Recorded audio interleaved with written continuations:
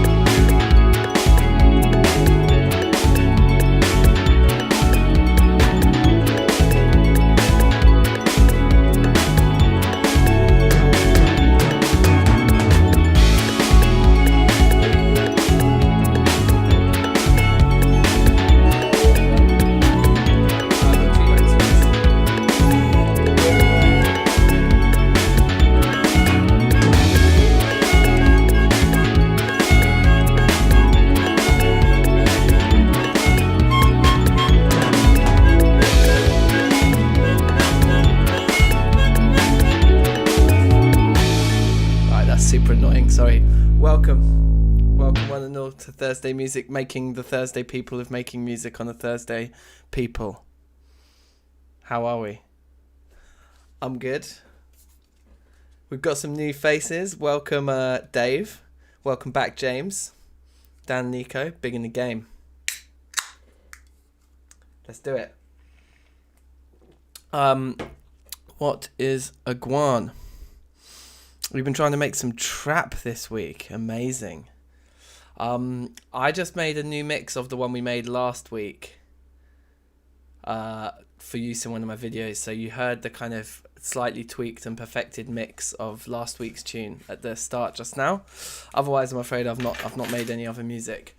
But I'm looking forward to today, and I think if we're all up for it, although it's very fluid, I mean, do what you want. But today, the theme, should you choose to accept it, yes, Finberg, oi to the oi. Today's theme is going to be R&B. I called my Pro Tools project file here R&B slow jams, but I'm actually thinking I'm not even going to do a slow jam. I'm just going to do like an out and out R&B track. Like when I was thinking about what kind of R&B track do I want my track to sound like today, I decided that what I wanted to work in the direction of more than anything was Bills, Bills, Bills. I think it's Destiny's Child, isn't it? I think it's a Destiny's Child track. Bills, Bills, Bills is just one of those jams that's just like still sounds amazing. I think it's got a harpsichord in it, so that's what I'm going to start today. I'm going to start trying to get some sort of harpsichord riff going, and then R&B drums is not going to be a problem. That's going to be a bit of click, nice kick, probably some shakers. So yeah, let's see what we do. I mean, I must admit, James, like you say, it would be a little bit new for me as well. Like, I don't do a huge amount of R&B production. In fact, almost zero. But let's try. let's give it a go. Like, you never know. You never know what might come about. I did used to listen to a fair bit of this kind of thing, I suppose, growing up. So I feel like it shouldn't be too bad. Let's see. I'm on this Brewdog Clockwork Tangerine thing today. That's my beer of the week. DankNStein's Lockdown Beer of the Week. I tend to just get beer delivered to the house now. Cut out the trip to the shop, do you know what I mean? So basically, yeah, I've just been getting a different crate delivered from a different, like, wanky London brewery. And this week's flavour is Citrus Session IPA. Clockwork Tangerine. It's quite peng. I like the sour ones though. I'm weird like that.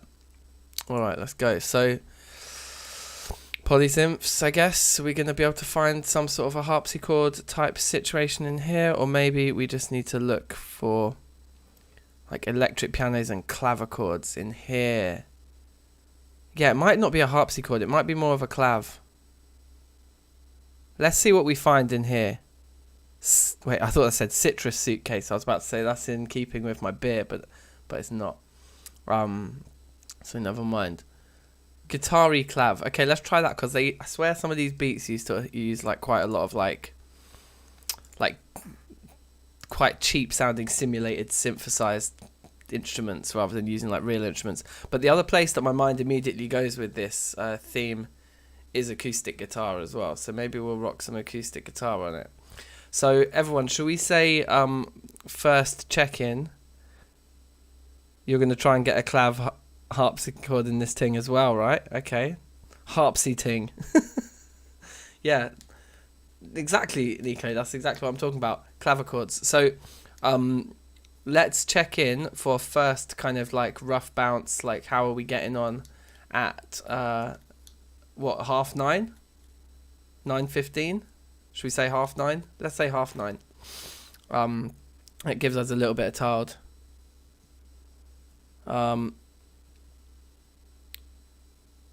Alright, so pick a key, any key. G minor?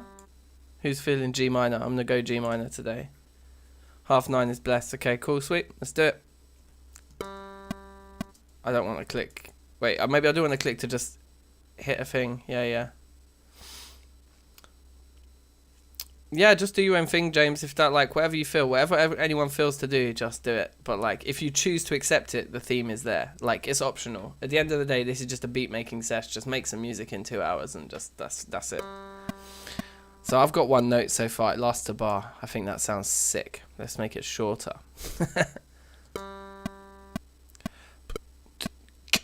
I think this is too slow for R&B jam. I'm gonna think like more like 165. No, that's like, wait, what do I want?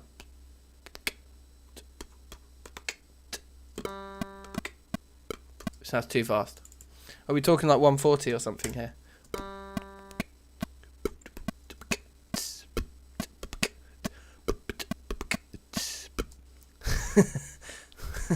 This beat will self-harmonize in 5.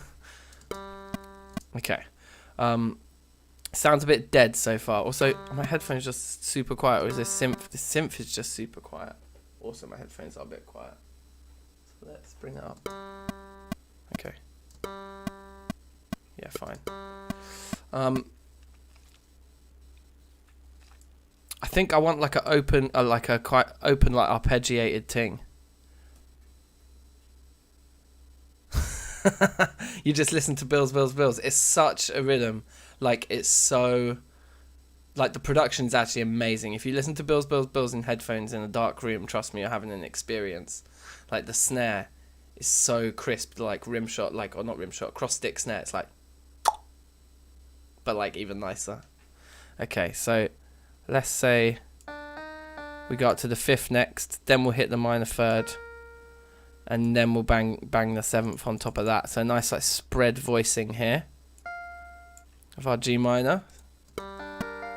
Okay, I'm feeling like R&B like already, and I'm gonna mute the click now because we've already got something that is spelling like a kind of a tempo for us.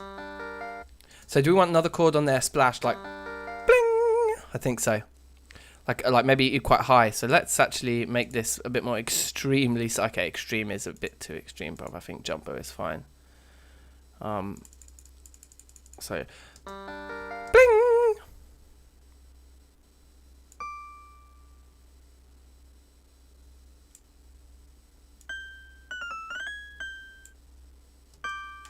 Yeah.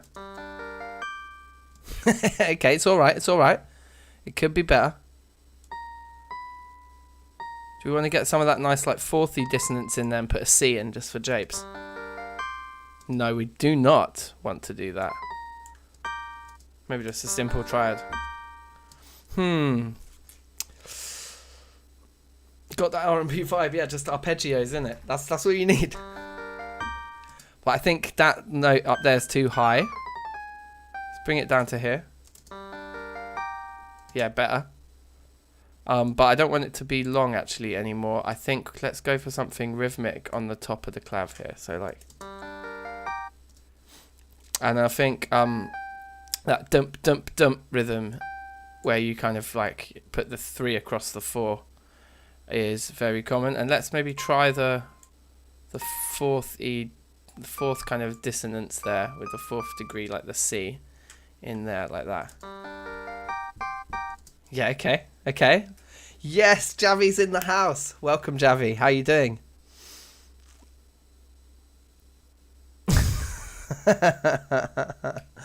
Safe, guys. Yeah, Javi, welcome, bruv. We're trying to make R&B beats today, but obviously if you just want to do your own thing, do your own thing. But yeah, good to have you, bruv. Good to have you. What next chord do you want? I might write the chord sequence on a guitar first, actually.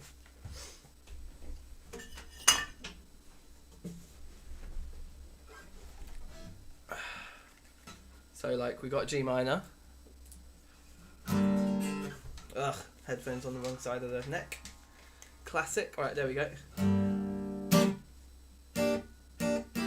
What have I done? Like that, yeah.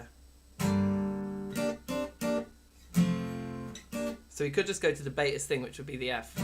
Like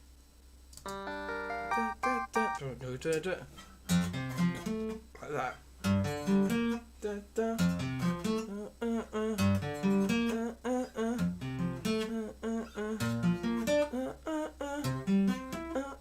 you know what I mean? Something like that.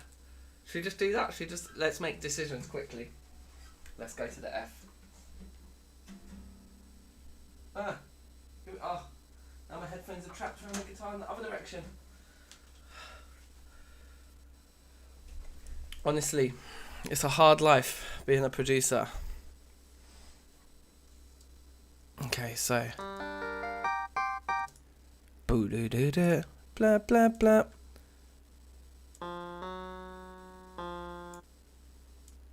I might mix up the order of the notes coming into this arpeggio just to kind of create a bit more interest. So we'll go to this high third first, and then we'll come down to our fifth on the C, and then the seventh would want to be like a major seventh on this occasion, right? I think. Yeah, and then make it maybe like a long chord. Blam. So up here we want some kind of F voicing, where we'd have like maybe the third, and maybe up to the seventh. I don't know if that's gonna work. Let's see how that's. So that's like almost like an A minor there. Yeah, I think that's cool because then we can play with that, and maybe the bass could go to an A underneath that, like boom, boom, boom, boom, boom, boom, boom. That's what I mean, yeah. So, boom, boom, boom, boom, boom, boom, boom. Yeah, and then would that just be the C? Is that the bass thing?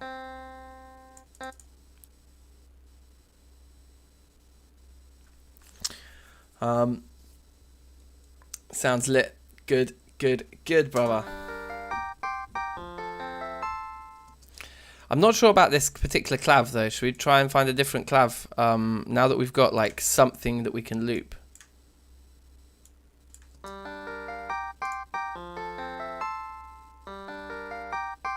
I definitely want the chord 6 to be longer though. That's quite nice if it wasn't distorted. The 70s-ness is nice, the dirtiness is less nice.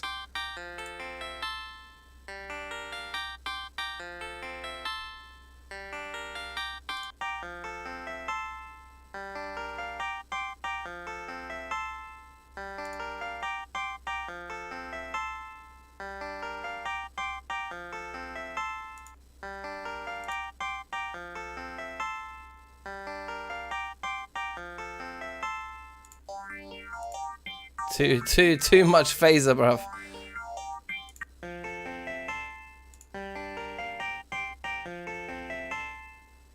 I don't know if I do like that kind of light distortion on it. Maybe I do like it.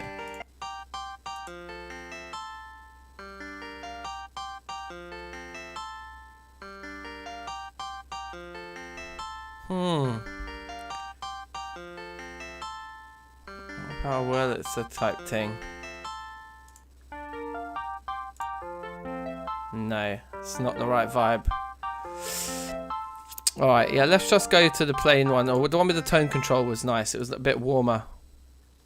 Got a feeling it's going to be the best thing yet, eh? Alright, Finberg. I'm happy that I'm pleasing you so far. Let's not speak just too soon yet. Hopefully we get time today. I can do some Destiny's Child vocals, a couple little Beyonce things. Ooh.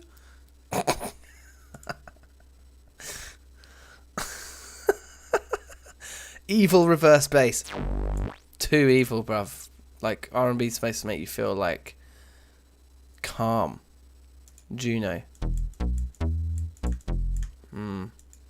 No, it needs to be simpler, a much simpler sound than that.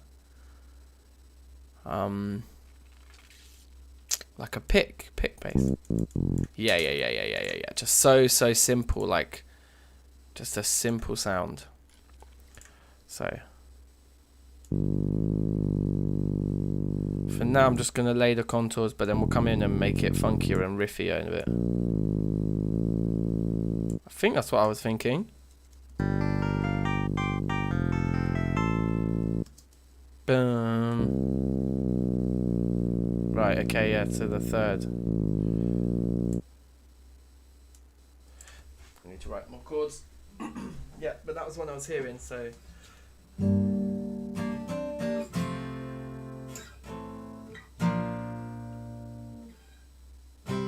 mean, the C is too obvious there.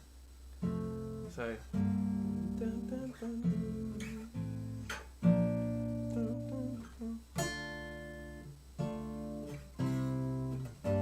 Yep. D minor to the C. That's my thing. It's a little bit cheeky to have a C major in there as well. We're kind of getting into a slightly modal kind of key tonality here, where it's like starts in G minor, but then you're like, ooh, hold on, are we just actually? Where are we? What key are we in? That's the way I would describe modal. I know there's probably a more technical description of it than that. Okay, so that's our bass root notes at least. We're going to make it into a riff though, but.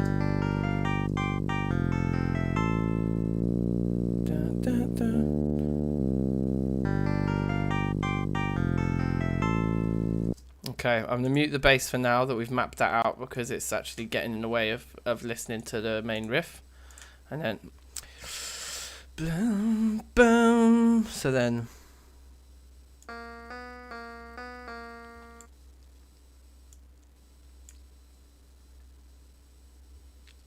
Maybe we make this arpeggio a little bit tighter, because yeah, we come in with the D on that. I would like to see the D there. Oh yeah, so this needs to come back here, and then we could pile in the seventh.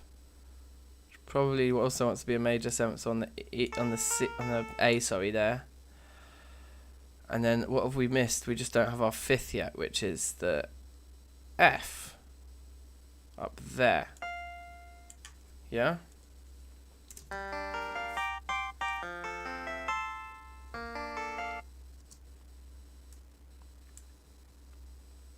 Then maybe like a slightly lower dun, dun, dun.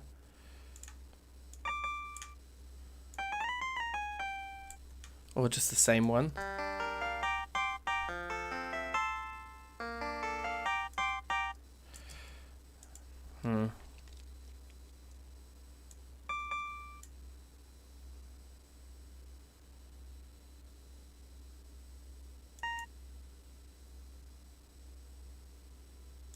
It'll just be about moving this down.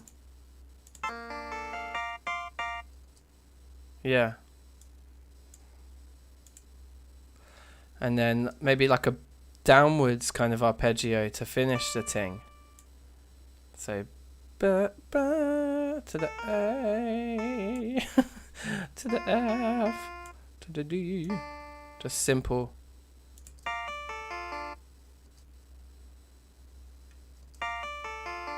Alright, let's play it.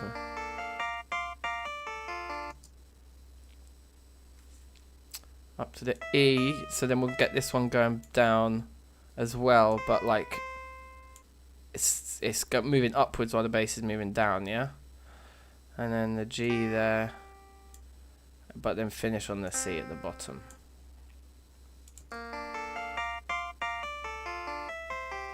Yeah. Bass line in, loop it.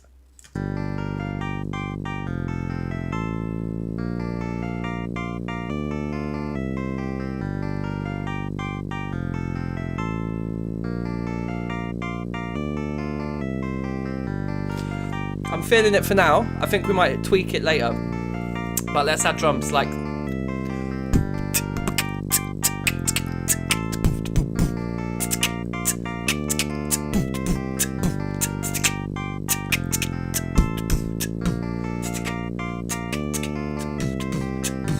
Safe Dave, you enjoying it, yeah? I have to admit, I love Thursdays. It's like my favourite day of the week now because of this shit. It's so much fun. But yeah, the more people we get in, the better. Like, it's definitely like the funnest part is like all of the kind of like comparisons at the end and just seeing how everyone went on a different journey to like come up with something in like a time limit. It's just like bare fun, and yeah, just a feel good activity, feel good lockdown things. You know, we need these things in our life at the moment, don't we? Thursdays, yeah. Lockdown was all about Thursdays, people. I need to remember that beat. Oh, happy birthday, Javi. Happy birthday, my man. Yeah, big in the game. Let's lay down the drums and then let's tweak the bass line around the drums. So let's get my samples folder up. Oh, where the other samples? I really want to have samples now. I guess we want like a real drum kit. No, I guess we want a drum machine. Should we just go 808? Is that too bait? What's the like cabassa like? Is quite nice, isn't it? Yeah, I think we definitely want the 808 cabassa. That's like a classic. Not sure about that one. Yeah, the rest of it, maybe should we take the snare drum? Because that could be useful for fills. The 808 snare's a bit classic. I mean, obviously the 808 kicks are classic.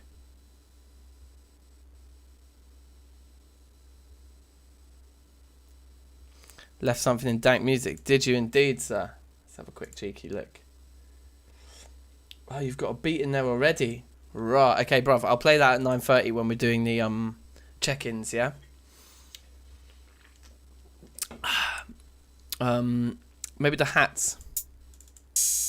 Yeah, let's get those, the hats. The 808 hats are like so fucking classic as well. And then I think I'm going to try and find a kick and a rim shot from a different drum machine. Maybe Alesis has some good ones. I don't know.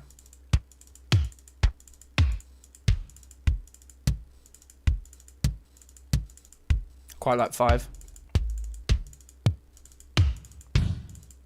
I like 11. 11's tighter. But 5 is bassier. We're going 5. And then maybe they've got some nice snare drums like Rim. No. I want something so much crisper than that, you have no idea. Maybe we need a clap. Yeah, we need a triangle as well. Everyone has a triangle in their R&B beats. That's a classic. Block. No, I want like a proper nice rim shot, like really tight.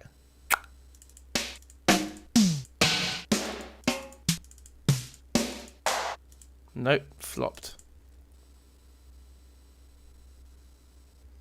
Rim shot. They flopped the rim shots as well. Misc. No.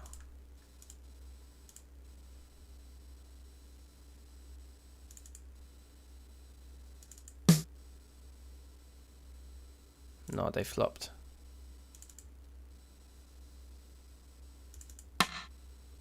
Why would they gate that? Why not just... That could have been the right sound if it hadn't been like all fucked with. That's so dumb. Boss?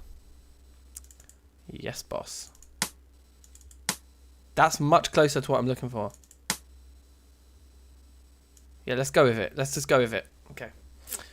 Right, what the fuck are all these samples I've put in here? Can't remember what any of them are. Oh, look, and some of these are dry and they're not tight.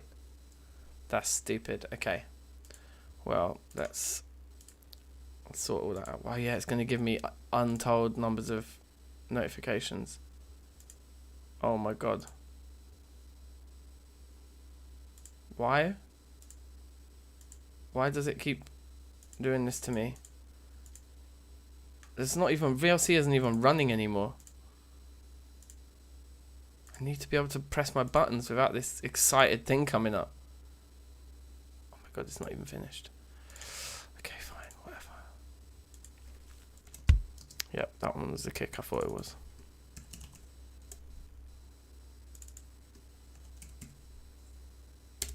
Rim.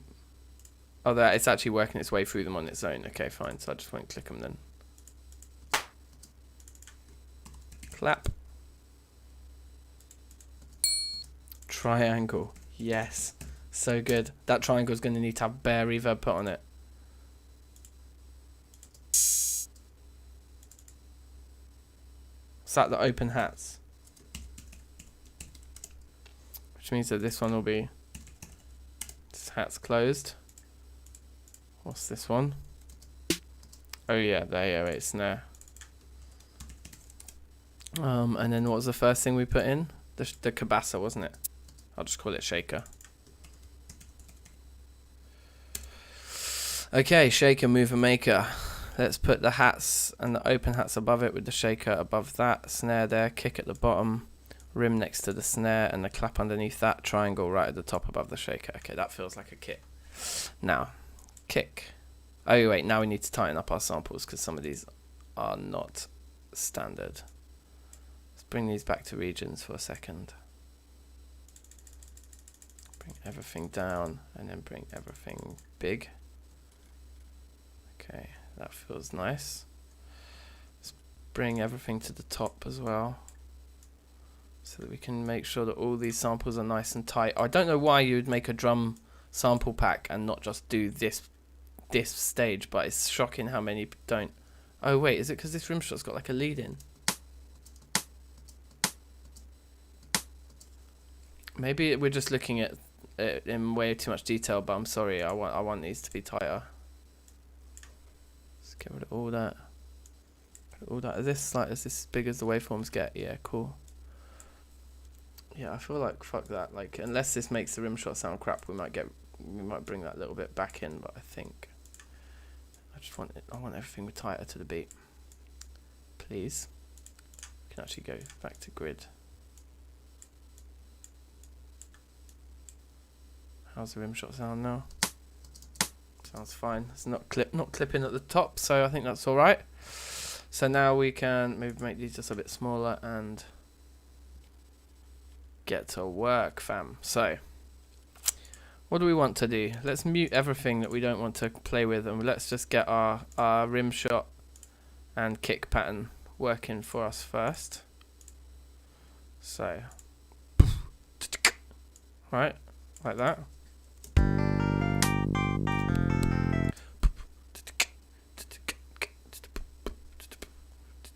Yeah, I think I wanted get to the boo boo. It's probably gonna be like that, isn't it? If I've got the rhythms in my head right. Yeah, fine. Okay, and we'll put our clap on the beats, I think, there.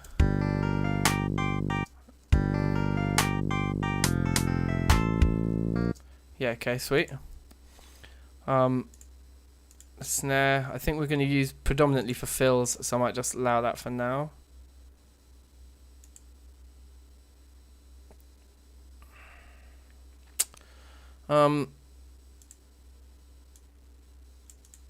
Triangle there maybe.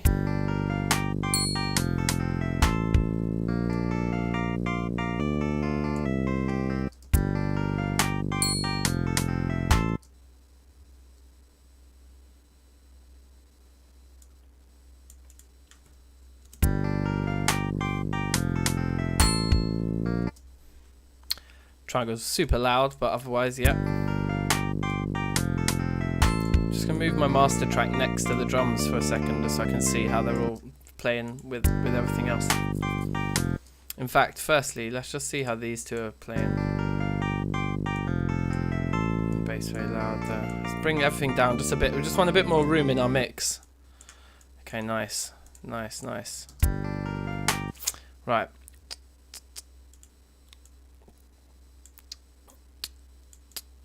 I think that's what I want for the shaker. Yeah, and then let's get a hat on there and there, and maybe like there or something.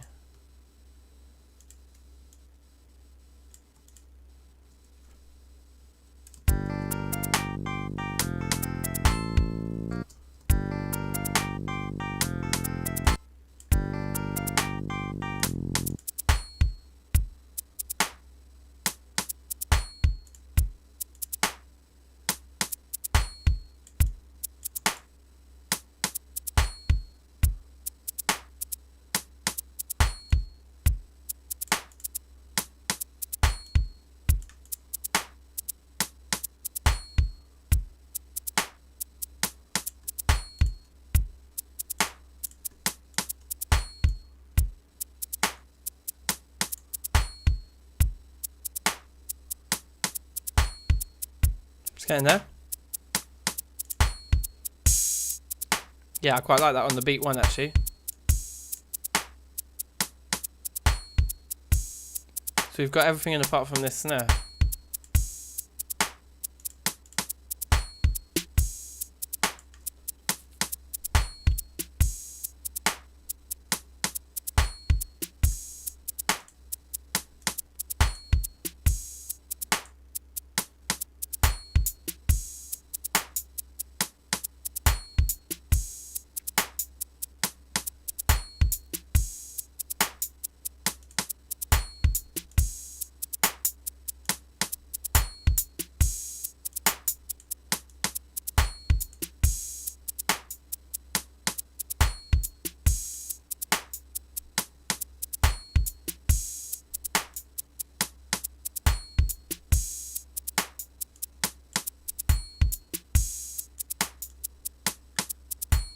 I want some reverb on that clap, I think. Not quite that much.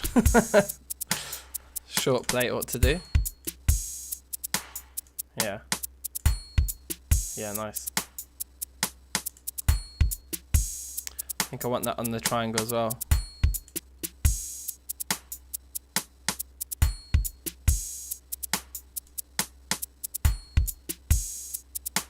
It can be quite quiet, that. Actually, maybe a longer plate on the triangle. It's quite long. Yes, fucking Stefano, how are you, man? It's R&B week.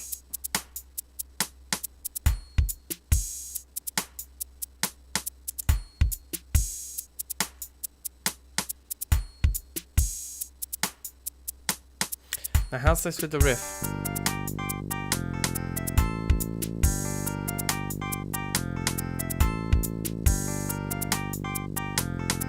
Do you want this to be on there?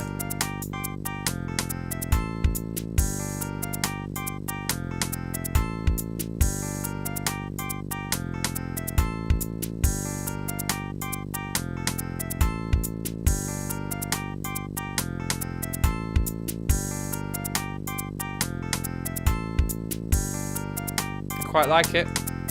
Still getting way too much level from certain things.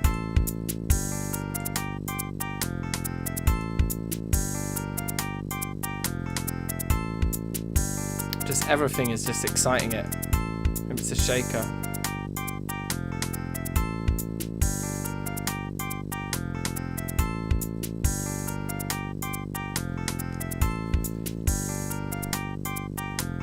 Tings.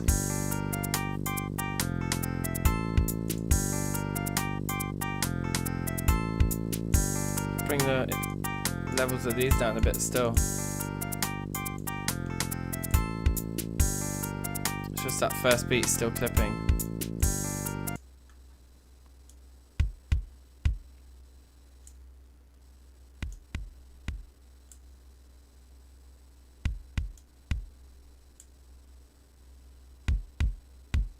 Yeah, nice.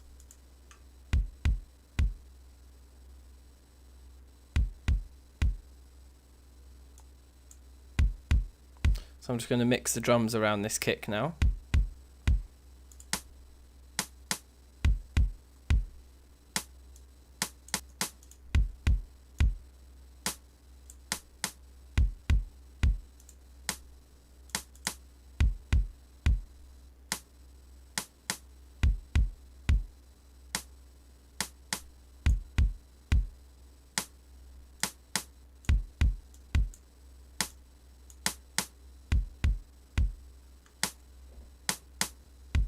Okay.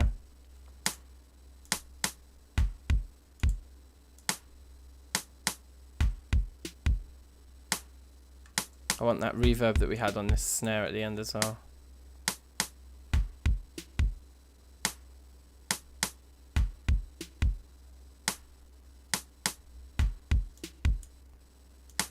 I'm going to put an EQ on the click just to make it a little bit brighter.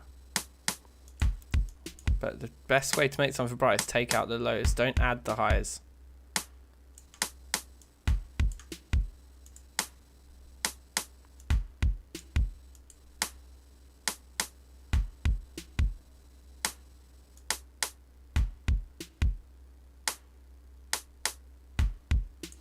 Maybe a bit too much. Yeah, about that.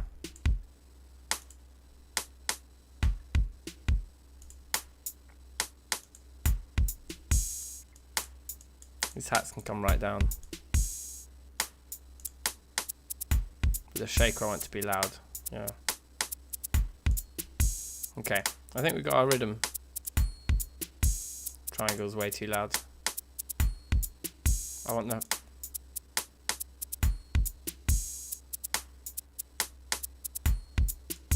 Clap shouldn't be quite so far over to that side, and the snare can be a little bit over to the left as well, maybe. Yeah, nice. Okay, so I think that's like a drum loop that we can work with.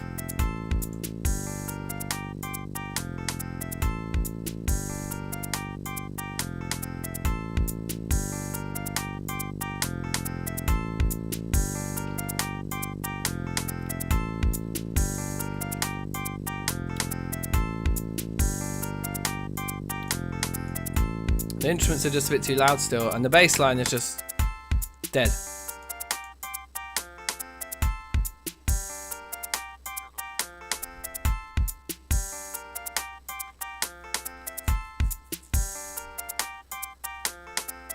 Acapella covers. That would be so jokes, man. That's such a jokes idea.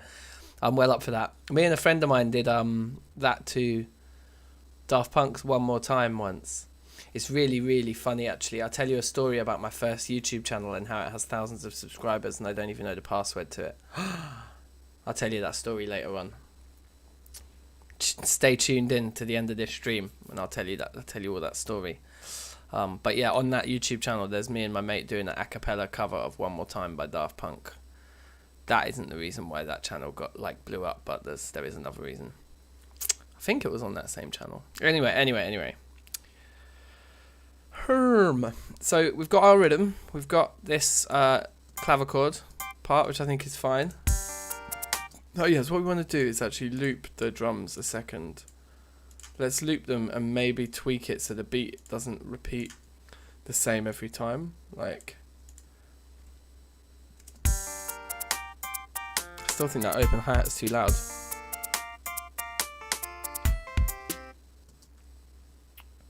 Let's get rid of the triangle so the triangle only happens every other time.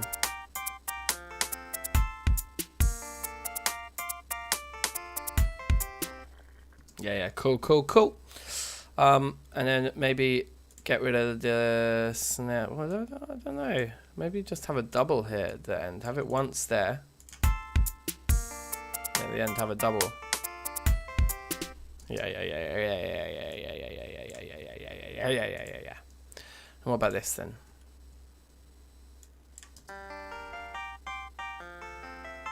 Needs like a bit of EQ maybe. Again, we'll just roll off the bottoms. Low mids a boost, give that a bit of a boost. Nice, that's bring it to life a little bit. Maybe like.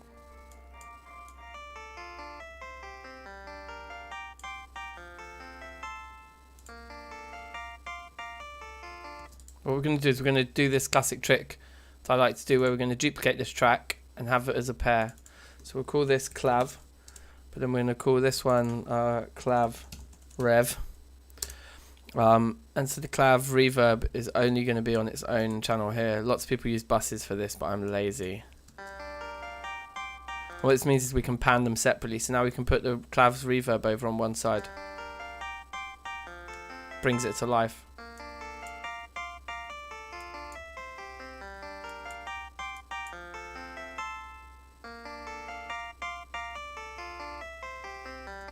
And I wonder if we actually even want another instrument to double that line.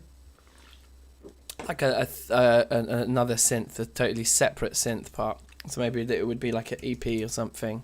An electric piano, perhaps. Like something like metal-y, maybe? I don't know what that sounds like. Oh, did I not? I didn't put the loop on it yet. There we go. No, swag. That sounds like some 80s cheesy. No. That's more my vibe. that's the bass. So if we just listen to just these three together, without that extra piano in there, it's something.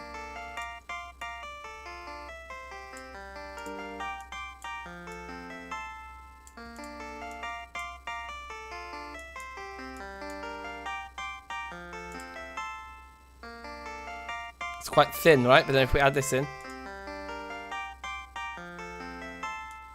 if we give it some EQ that's quite different to the top part, boost it in different areas. Should just boost it a little bit lower because it is a piano. Vibrant, and then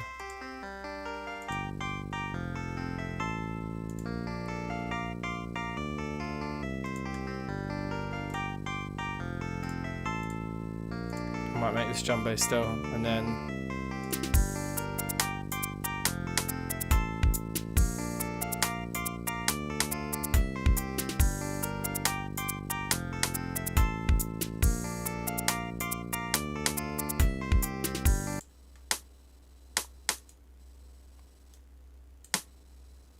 I think we've taken quite a lot of the kick out of the rim shot actually with the EQ on there.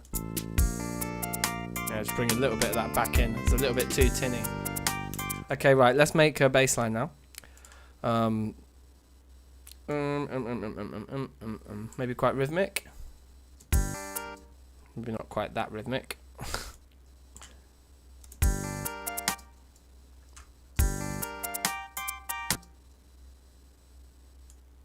Yeah, let's just hold the note. Yeah.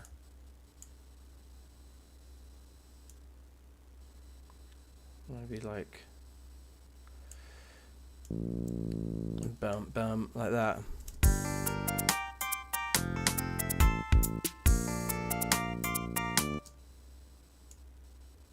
Bring that to halfway.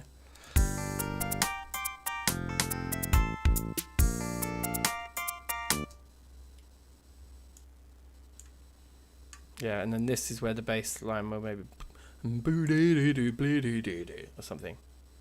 So I quite want to look at the notes in this part in a bit more detail as we write this bass line. So it goes boo, and then maybe it should jump. It should kind of follow this, right? So it should jump up to the A.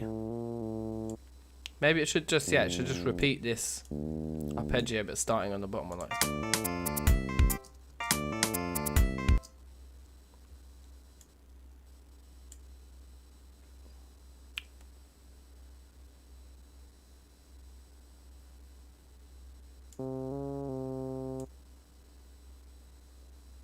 Yeah. Maybe.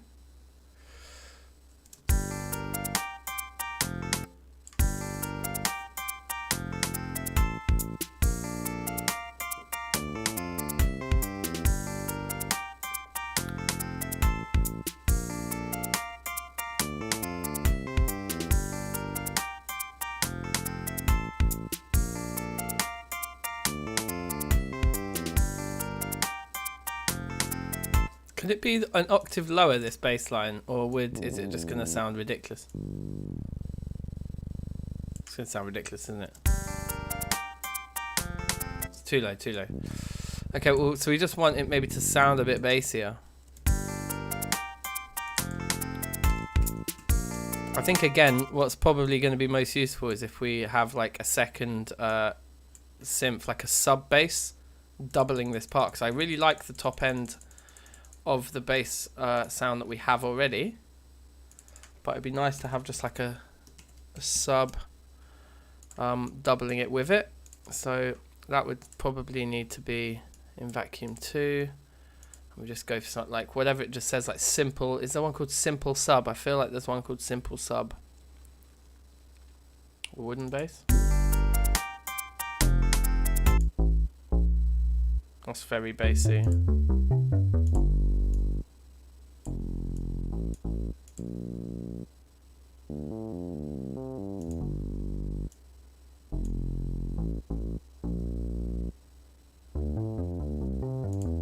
Yeah, I really like the combination of those two together.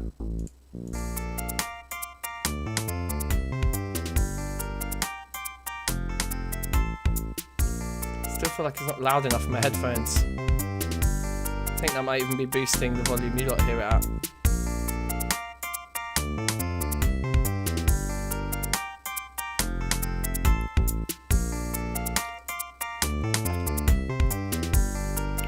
So this is a sick loop already. Like, I'm feeling it. I'm feeling this loop. So what would be nice is a bit more variety in the bass line, I think. Maybe if it repeats a second time slightly differently. So that would actually mean probably like sack that off for now and just view this as notes again and make it hench again. And just have a look here. And what is it that I'm feeling exactly that it does?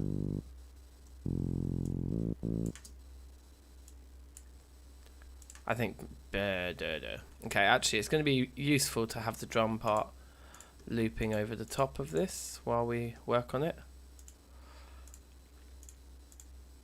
so that I can see what rhythmic features we want to kind of like accentuate in the bass line here, because there's a right.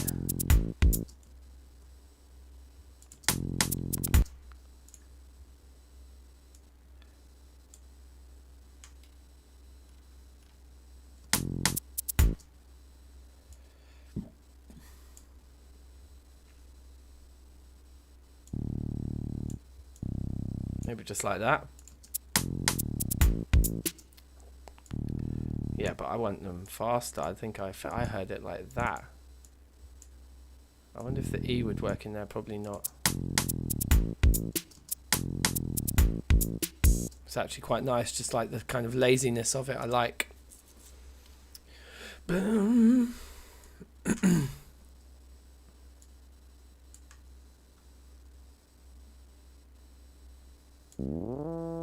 What happens if we do that? Yeah, perfect. Just really simple little addition there. Just give that, because that then doubles the synth part, or the clav part, I should say. Exactly on the second time round, the bass line does. Well, just on the end bit it does. So.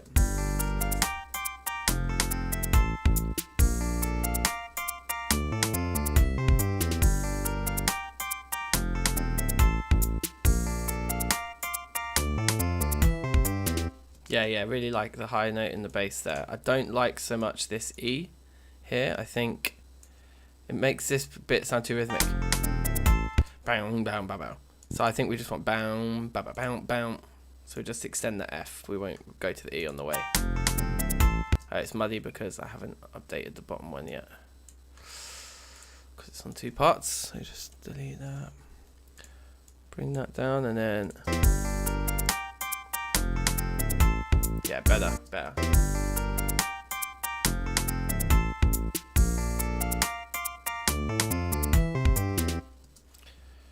Okay, wicked. So we probably want like a really strong lead part before we think about pads. But I definitely want some pads on this too. But I think we want like a really strong lead for the chorus, because the clav is like, it's a nice hook for the song, but we want like the hook for the song. For that, we're going to want another sampler. And what are we feeling? The pads are probably going to be strings, so I'd like to avoid strings.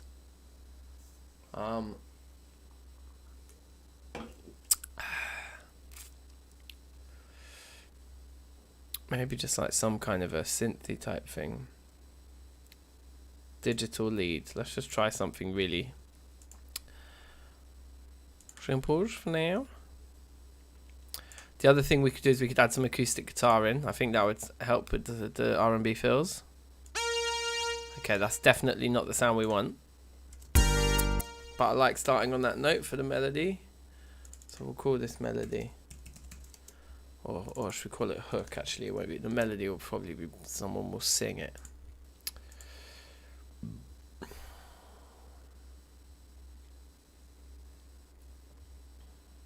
Winemaker. Okay, yeah.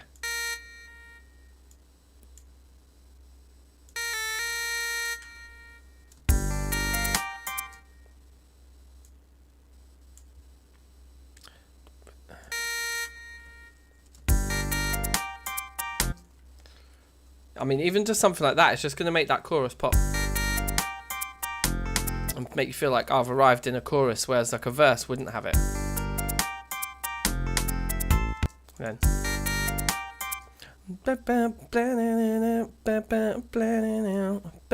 Something like that, right? Actually, I quite liked what I just sung.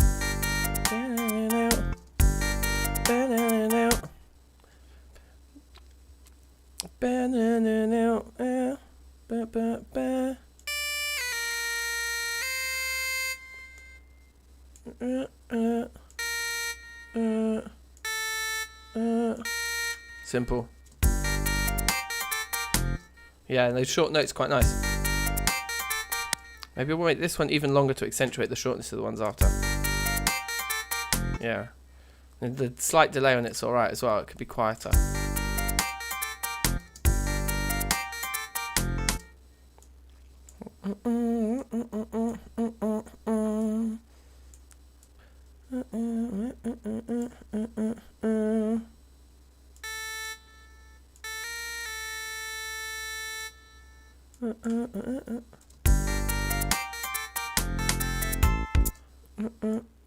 I feel like it should just be like a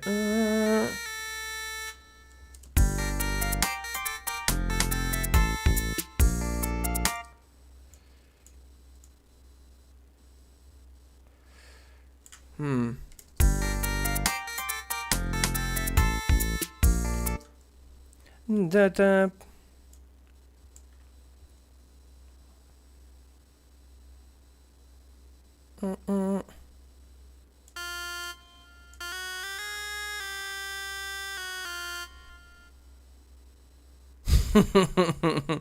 Oh man, yeah, if you're listening out of really tinny speakers or like a tablet or a phone or something, that sound is going to cut right through, because it's like, yeah, it's pretty top end. There's not much else to it, and like phone and tablet speakers will be very, very heavily biased towards those kinds of frequencies. I'll take the edge off it a bit for you. I'm also listening into quite bassy headphones.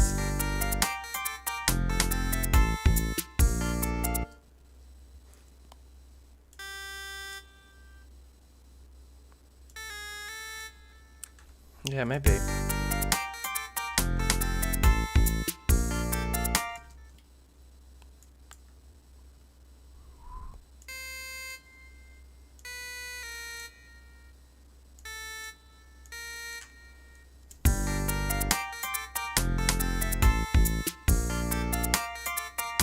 No, it sounds a bit dumb. I just don't like that bit.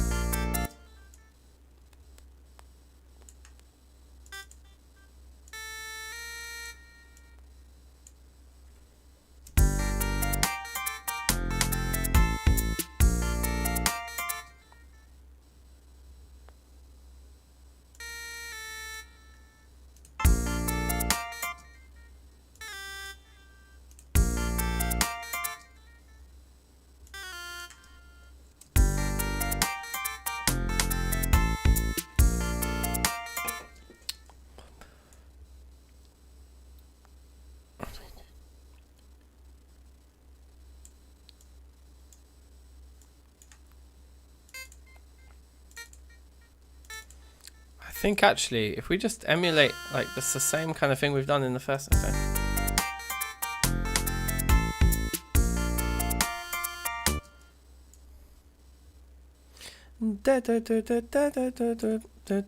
Yeah.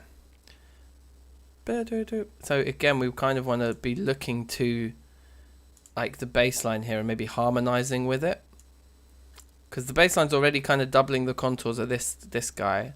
So let's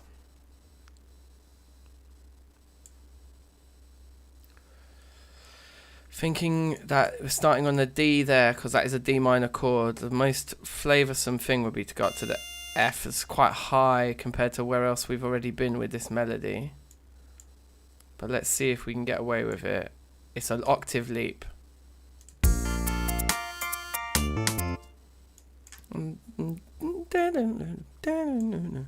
Maybe we need to land on the A. It's quite low though compared to...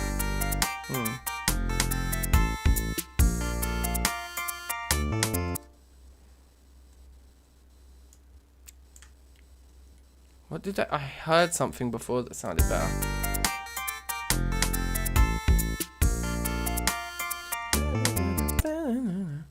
I think that's just doubling it though. I want it to be slightly different if possible.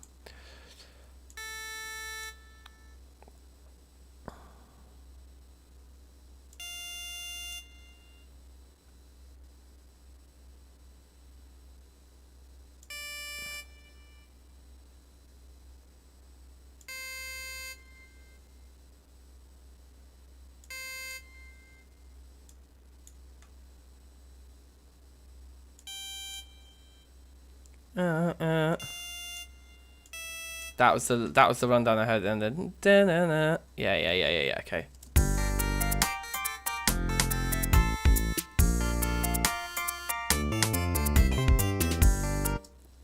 Okay, nearly.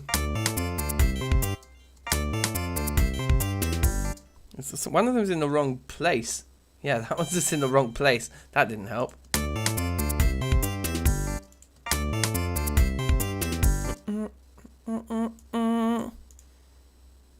How about xylophone instead? Something with nice low frequencies in it for your tablet speaker, no doubt. I don't know. In these headphones, this sound is sounding pretty banging. It's kind of got the right texture I want. What I could do is I could make it a little bit less harsh, because it is very, very harsh. And actually, I would probably go for something rolled off the top here.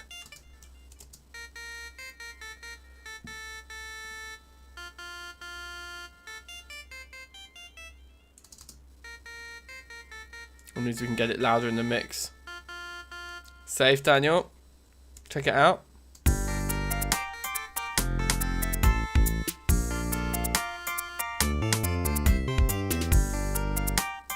Something like that, right?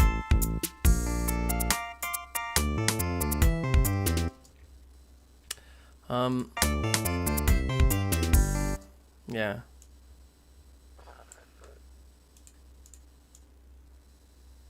Just loop it. If in doubt, loop it. Yo.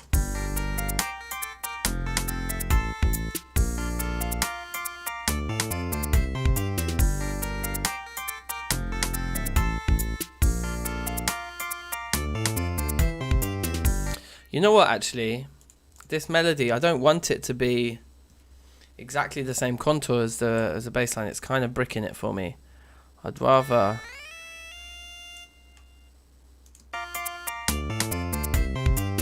Yeah, just simple, like way simpler like that is nicer.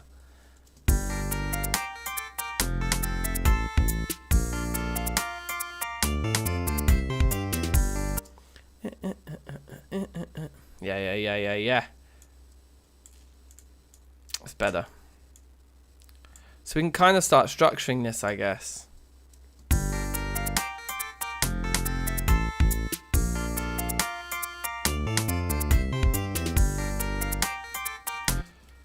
Okay. Do we need this to actually have its first note in it? Like, I think we'll do this within the region, this loop, because we want it to loop on the second time round.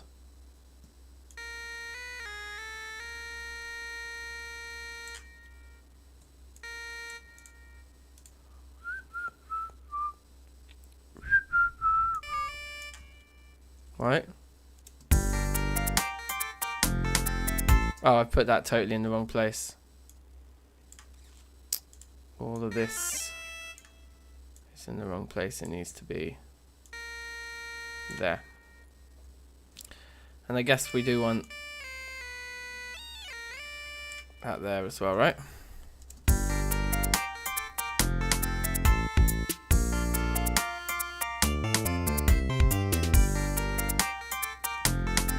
The other thing is, though, actually, like, is this just too high, like, to come... This might be nicer down the octave. Why does it need to go up, like...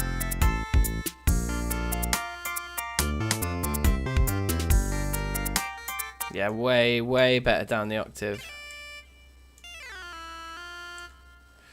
Cool. And then, it doesn't need that last note anymore because it's not like taking your attention away from the higher parts. Actually, it's just more like a cheeky little hook running in the background.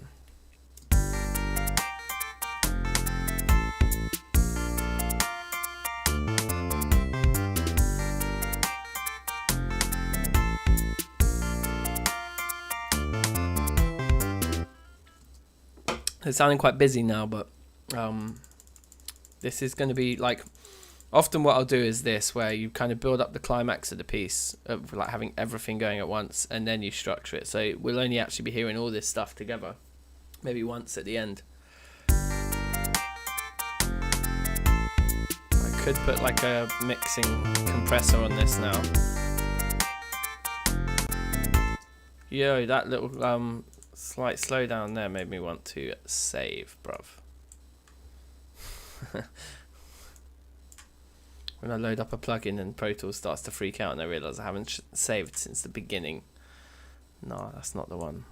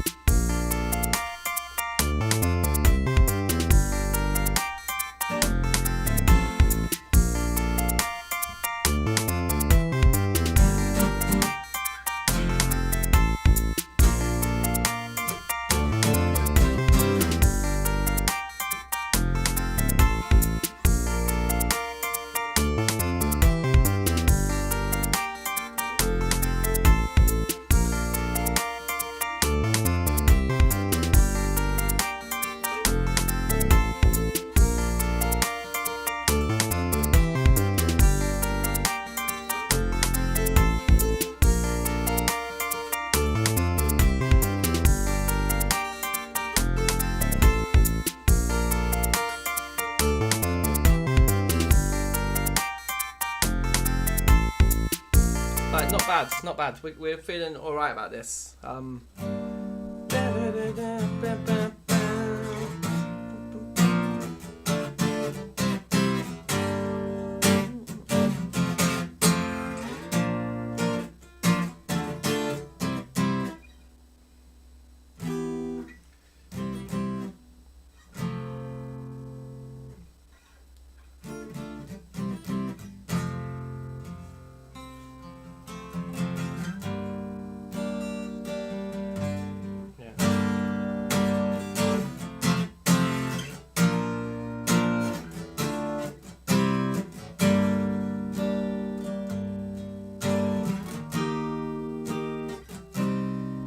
So that would be a really interesting chord to go to with this F.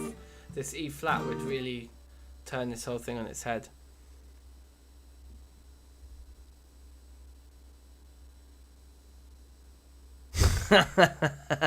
Yes, definitely. That is exactly the kind of R&B music video that this track needs. I think you're bang on, bruv. Bang on. And like the whole time he's stuck in traffic, he keeps checking his phone. And it's like, you haven't arrived yet. It's like, are you even coming? And he's like, I miss you.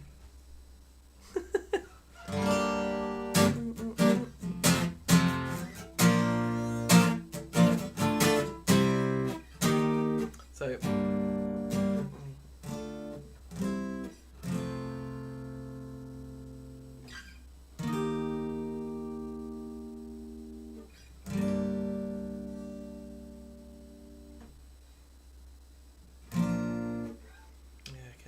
intro thing.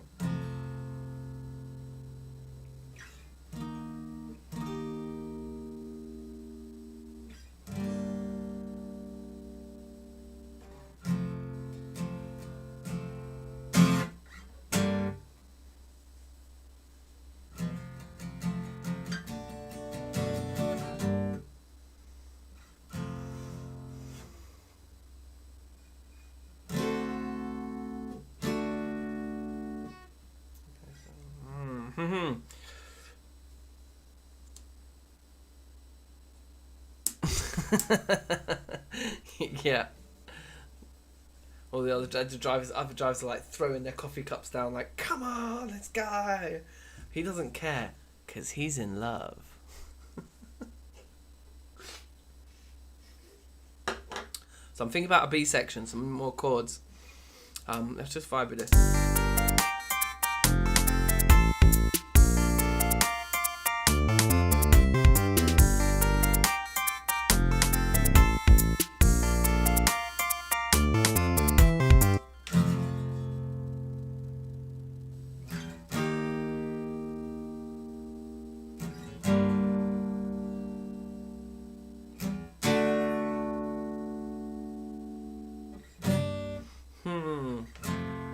I don't know, it's not quite right yet.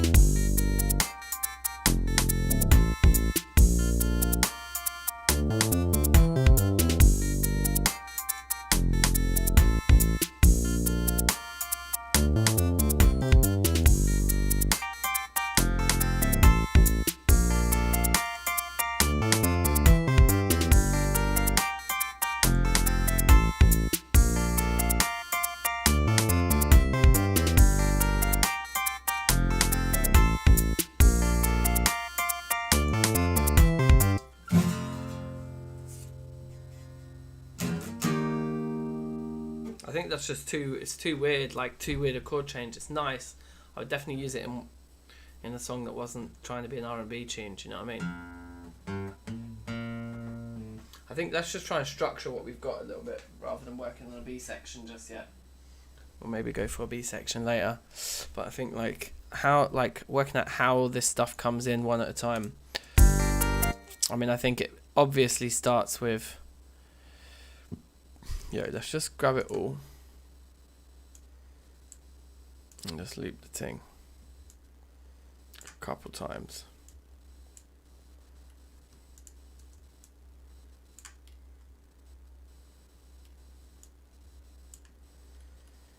Alright, big. And then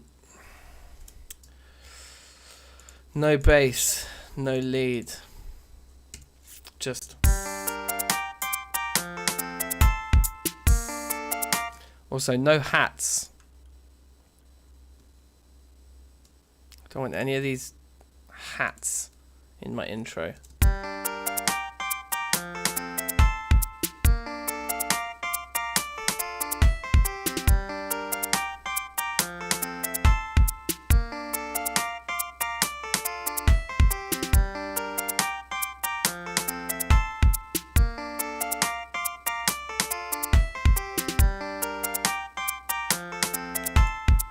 I do feel like this is taking up too much of the frequency spectrum now, and I blame this electric piano.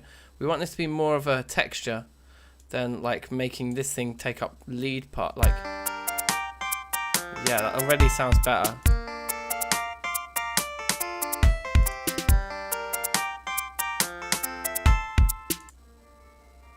Same goes for this reverb. I'm going to put the EQ after the reverb.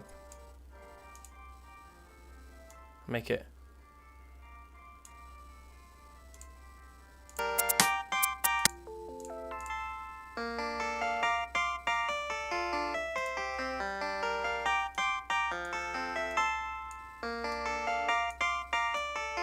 And this thing sounds brighter. Yeah, I think that's cool. So we start.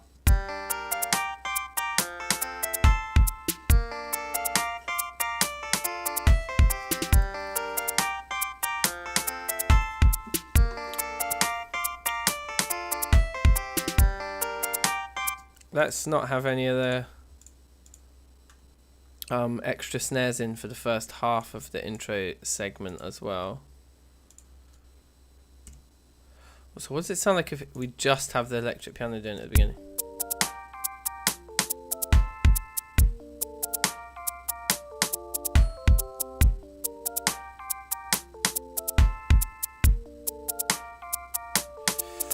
Makes the drums quite loud, but it's not necessarily bad. Maybe just without.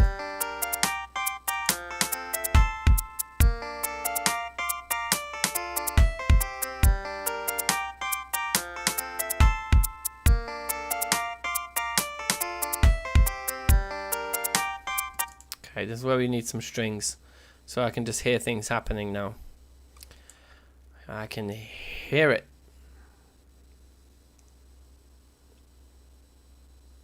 Big soft strings. That sounds good to me, bruh.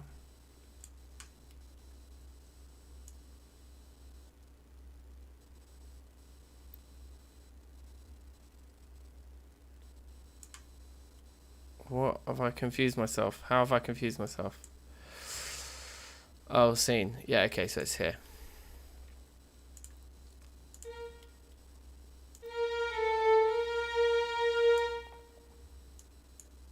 Let's go on the D.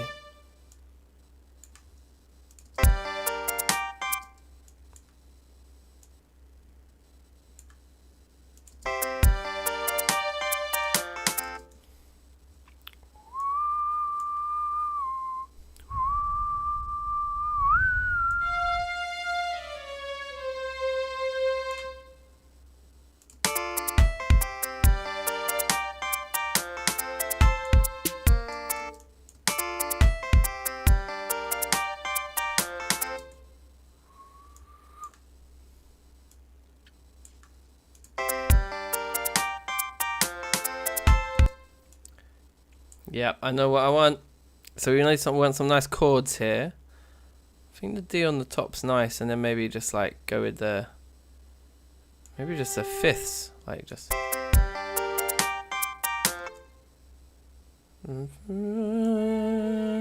Make that one move up, yeah.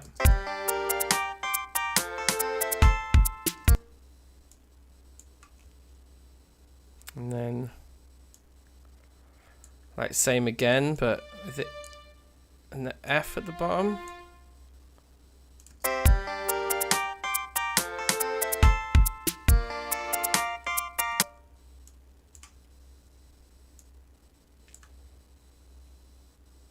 And I think we can just hold that exact same chord, like, and make them move inwards again to C and G. Yeah?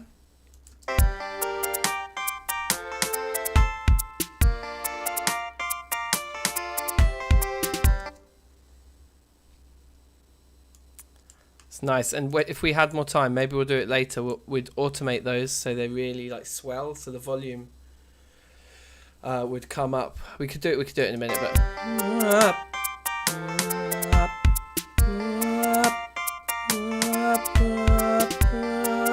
in fact, I feel to double this with vocals. That's what I feel to do. Should we do that right now? It'd be a bit like rowdy, but let's do it. So strings, and then we want just like 4 audio tracks, I guess, down here to double them with. Call it like R1, R2, R3, and R4, baby. And then it's gonna be input 1. Yo, you getting some feedback now? Okay. So what parts are these?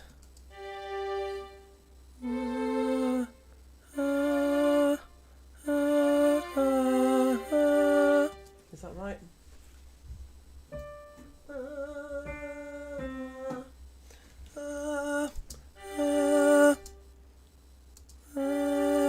Yeah, fine. Okay, let's just go for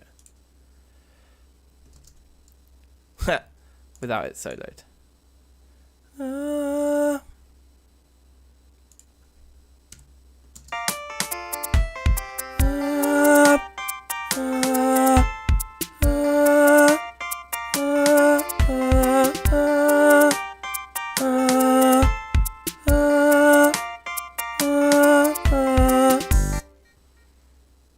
do that again.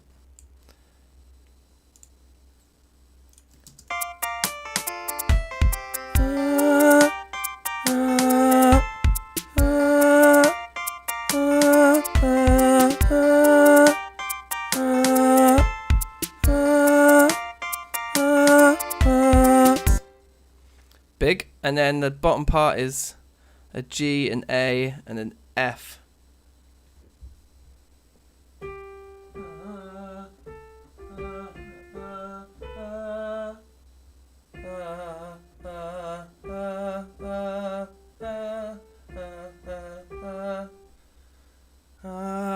Okay.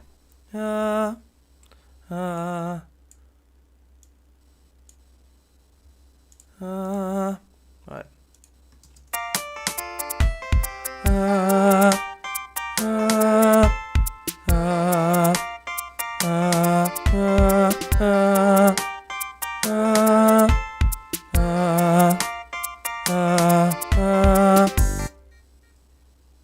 And again for the double.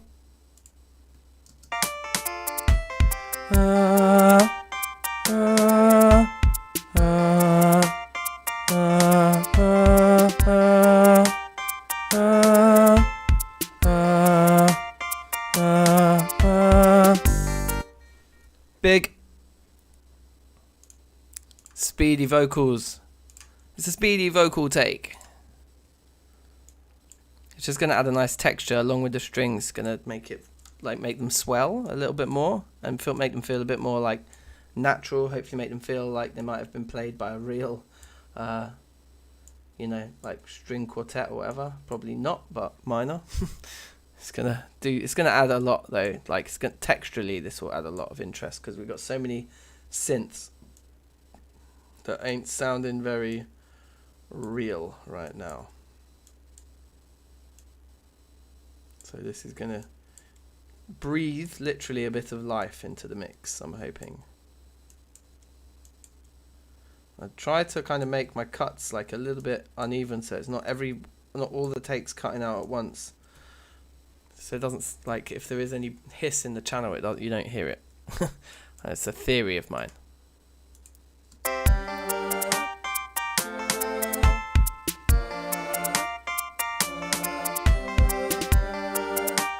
Even just with no like compression, with nothing on them, they just sound banging. Yes, Defenders, how you doing, man?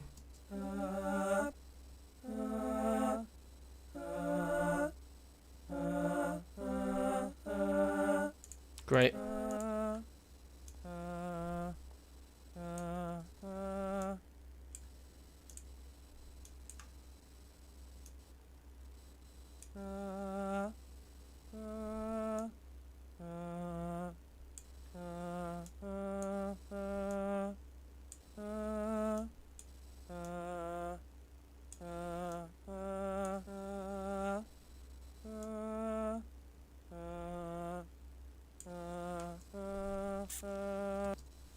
Yes, Jow. If that's how I would say it. Hey, hey, hey. Cool, I'm happy with that EQ. Am I happy with that EQ on the higher part?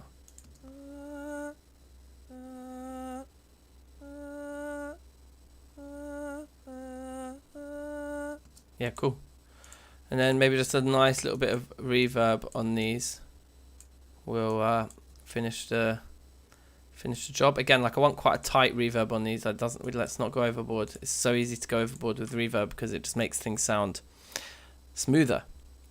Yeah, so Defenders, what we're doing today is we are working on R&B rhythms. We've got like a full house of producers today. There's so many different people, and we're due a check-in at 9:30. So in like 5 minutes, I think people are going to start dropping by, checking in.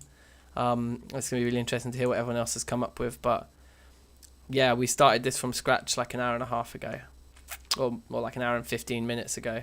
Medium room. It's too much, but I think it's the right kind of space.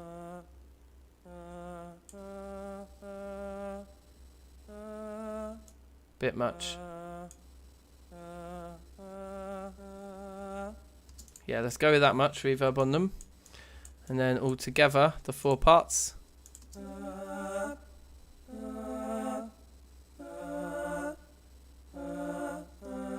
I think the first time I recorded the first part, I did a and put like a P or something on the end. Not that one. It must be this one down here. That's the culprit. Yeah, up. So we want to get rid of that, but that's fine because we can literally just replace this with the one that we did on the second time round here. And that should get rid of that up kind of thing.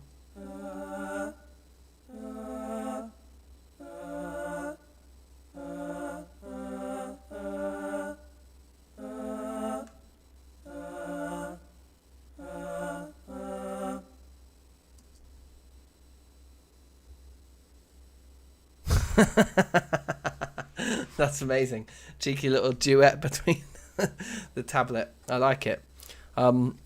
Safe Defenders, yeah, I guess I've been busy for an hour and a half, but a lot of it is just looped ideas, to be honest. But let's see how these fall in the mix now, these vocals.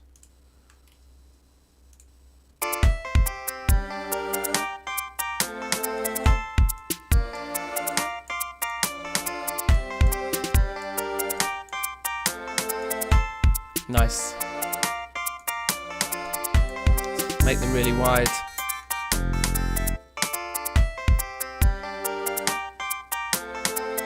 Nice.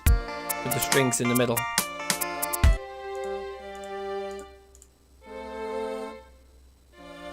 Yeah, perfect.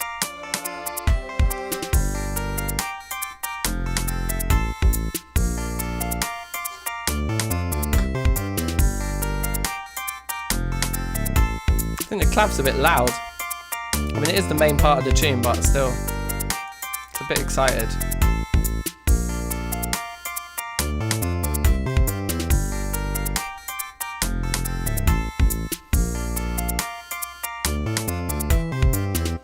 And then I think the next thing that would happen would be to have a verse with bass and without the clav for a moment, and try what it's like to have the bass. In fact, so what we do is what we should do is we should loop the entire production. So we just put that there. But for this verse, we got no lead, and we'll take bass, or not the lead, with no clav. We'll take the bass instead. Right. So then we'll get this kind of feel after this chorus.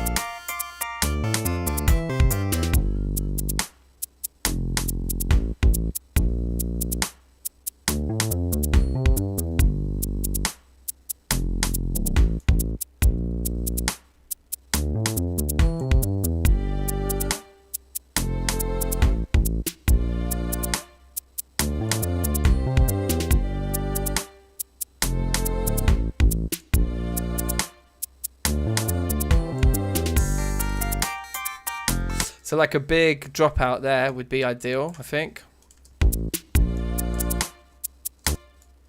I just want everything to go, especially the bass. Especially the bass. Just gonna make the bass feel like more of a drop. Yeah, definitely those claps should go, or those clicks.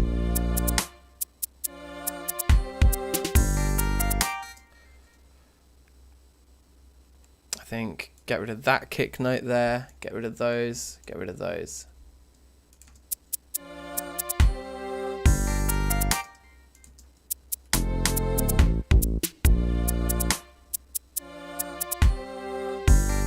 I think get rid of the strings as well. I might put these back in, but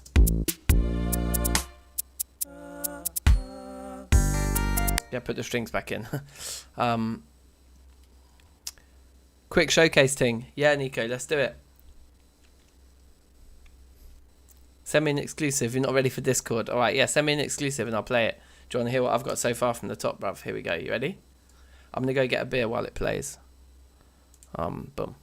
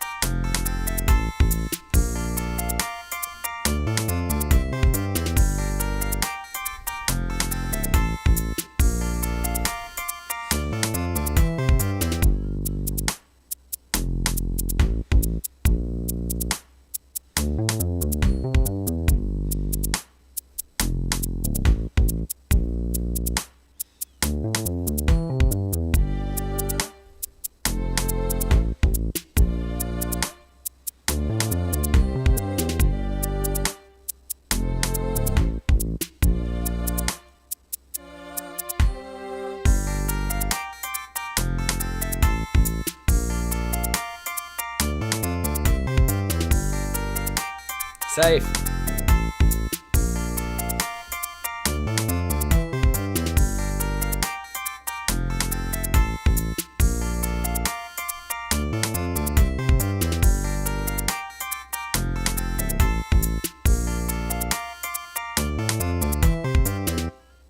Yeah, that's what I've got so far, like. Safe, yeah. Oh, James went back to trap. Nice. Okay, yeah, I'm keen. I'm keen to hear some trap, like. Very nice, very nice. Thank you. I even banged out the vocals. This is the thing I was probably the most happy with. This come out just in the last 10 minutes, but it just works, like, just a little.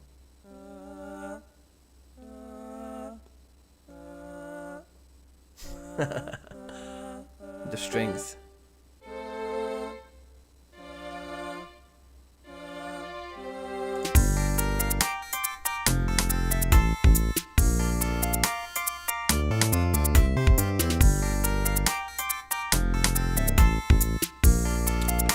So yeah, if everyone wants to send me stuff either on WhatsApp or on Discord, any progress you've made so far, just yeah, chuck it over, like, in whatever way you can, and then I'll play where everyone's got to now.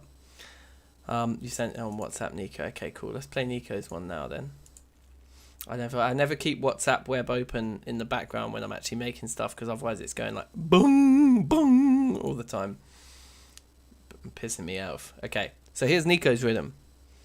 Let's hear it. Hear me now. Oh, sick.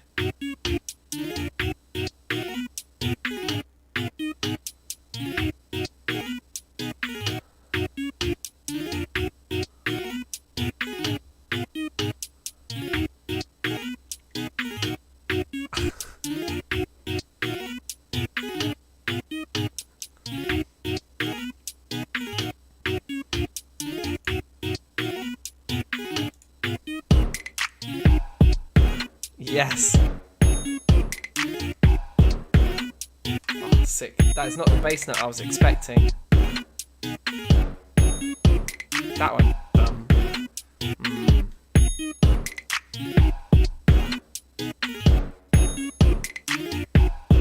I like it.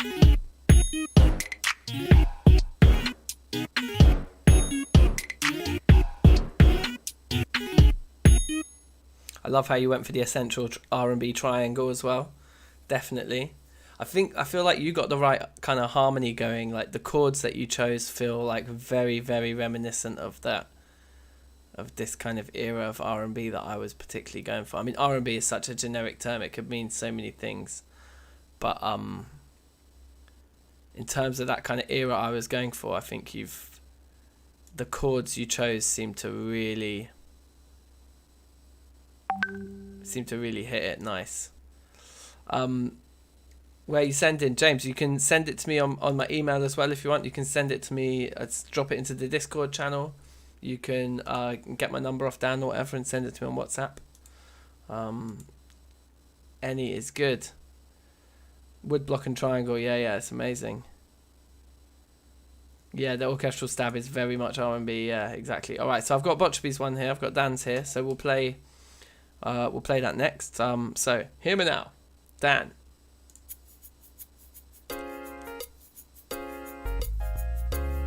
Oh yeah.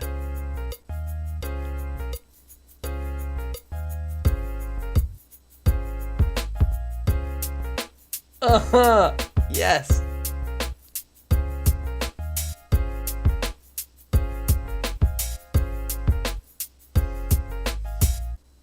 All right, that is big. Let's have it again. Like the shaker, cheeky cowbell.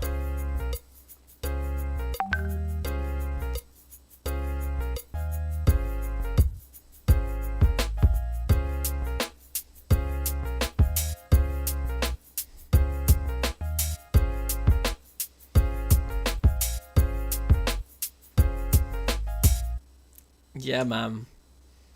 Amazing. I rate that a lot. That's jokes. That's sick. Yeah.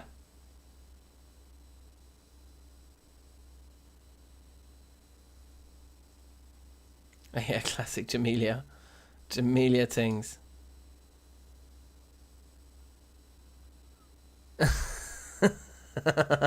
Stefano's got like the whole narrative of all of these tracks like laid out. It's amazing.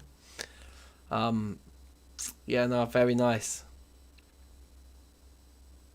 Slightly Neptunesy. Yeah, I know what you're saying. It is a massive genre for versatility. That's the thing. I mean, people were calling music R&B like, I don't want to say 100 years ago, but probably like 75 years ago. It's probably when the term was being coined. I don't know, maybe longer. I'm just, this is conjecture, but I know it's one of those terms like as a genre that has been applied to so many things. So yeah, amazing. Right, I'm gonna close WhatsApp because it keeps making that annoying noise. Has anyone sent me? Let me check my emails. Anyone sent me anything in the emails? Perhaps. No. Well, if there's any more for any more, let me know in the chat now. Otherwise, I would suggest we meet back at 10:30 to have a little Discord chat and to listen to the kind of not finished productions, but the end of the day sounds that we've come up with. Yeah, Stefano can be the exec producer. Yeah.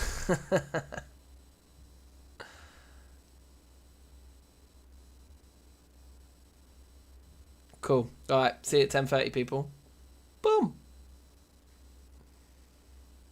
Did anyone send anything on Discord? Oh yeah, of course. We got Javi's beat to listen to that he sent earlier on.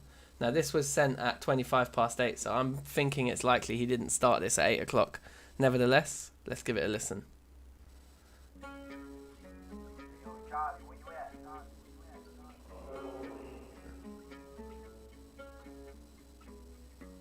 Nice.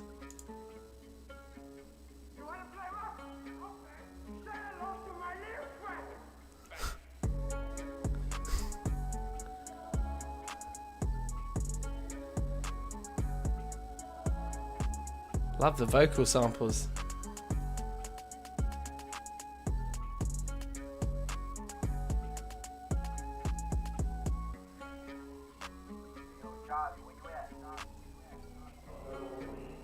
Bang.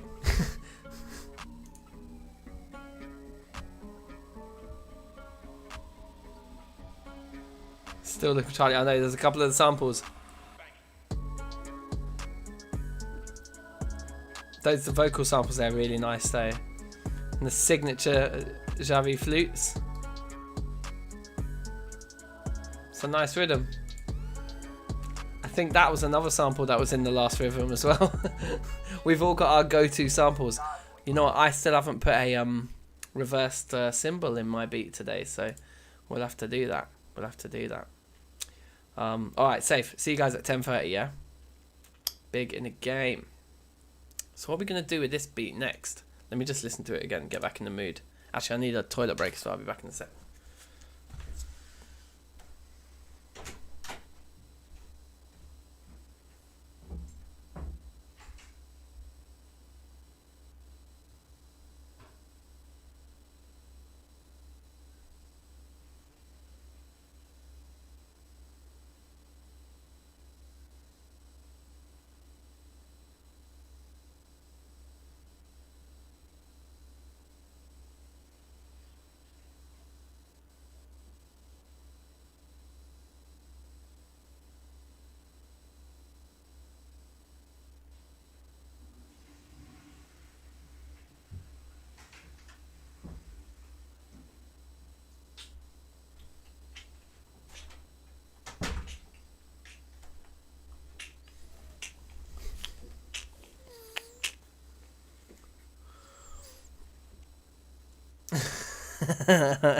We have a movie. Amazing. I just went to the toilet and you guys have written a movie? Okay, cool. Let me listen to the beat we've been making again and get back in the zone, see what we're going to add to this now.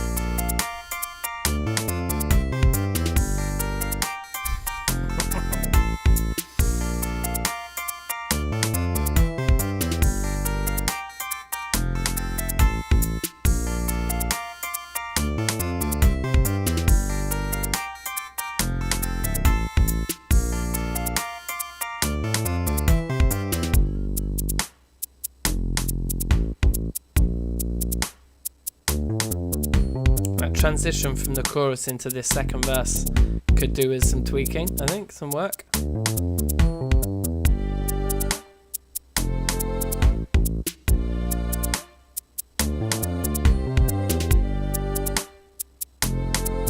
Vocals could be quieter, I think. Quite loud.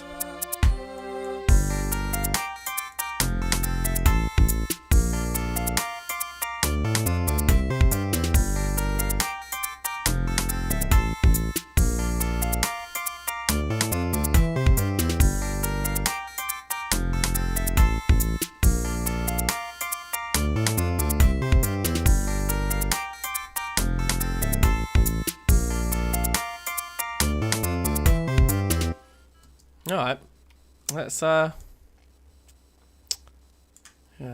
do some of these transitions.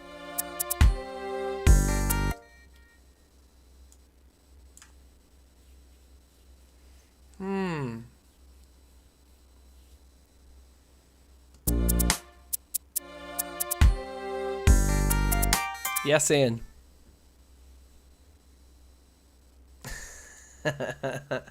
Get me Hollywood on the phone. Just be like, write that down.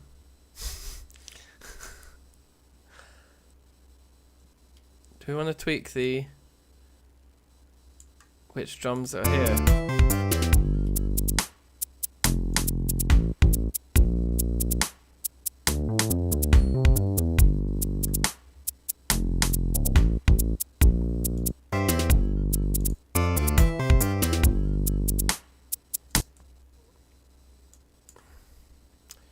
You know what might be nice? Like a little snare drum transition here. Did it get kush? Would that be where it would go? I think it would go there. And then there, right? Like... yeah, just coming out of the chorus.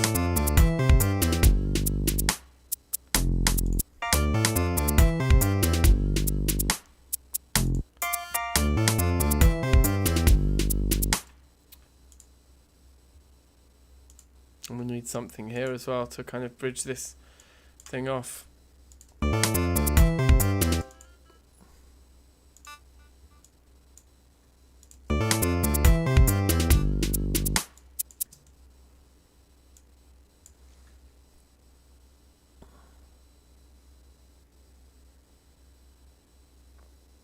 So,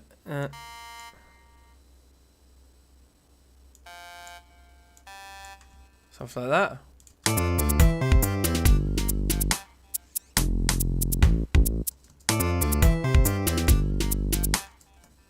It's a bit too busy.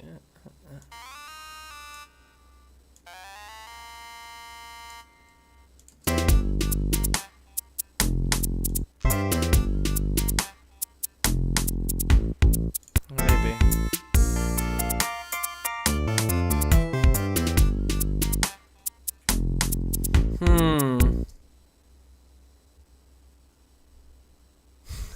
Don't actually call. It's like disclaimer. Don't call the number. I'm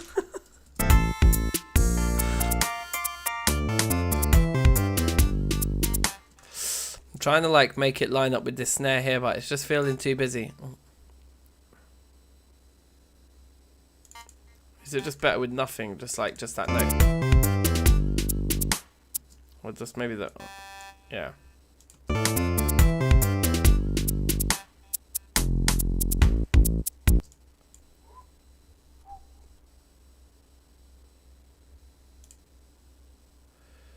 Could actually be a thing, like it could loop, couldn't it, here?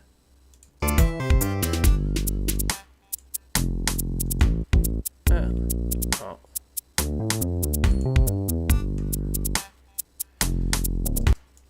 Yeah, why not? Just throughout this section. I think that could work.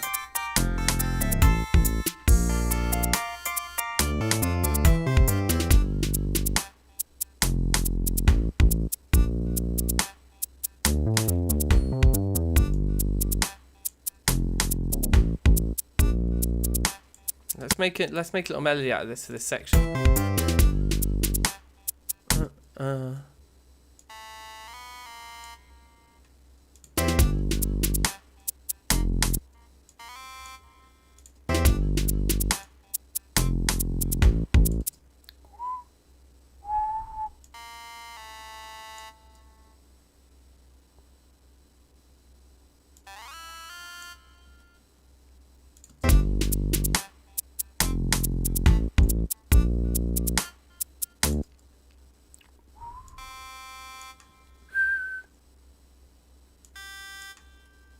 Big. That's the thing that we want to do, I think. We'll get rid of those.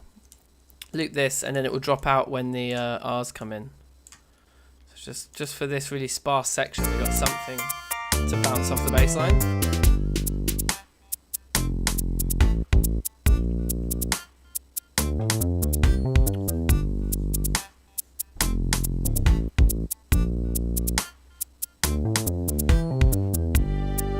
I don't know, maybe it's crap.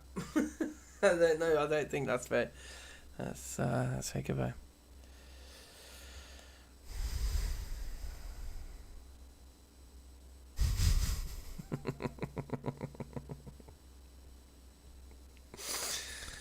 Oh man, Godzilla 15, that was a movie. That was a great movie.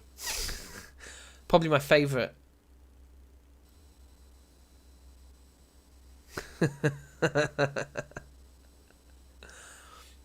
It's like when people say that their favourite album is the best of hits.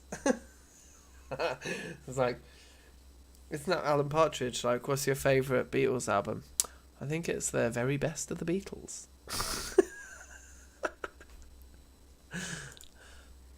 My favourite movie ever is Godzilla 15. They didn't get it right the first 14 times, but my god, that 15th one really hit the spot.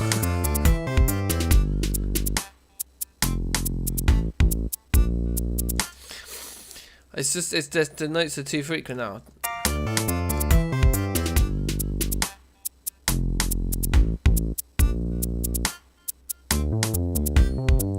I just don't like it. Let's get rid. Let's just go back to having just that first note and nothing else after it, just so it just levels it out.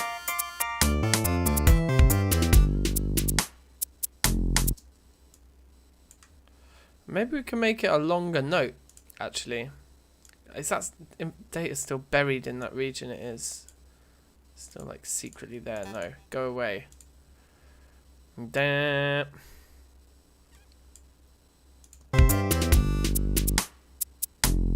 Yeah, that's better. So it feels like something just happened. Yes, Pat. Do you want to hear the rhythm from the top, Pat?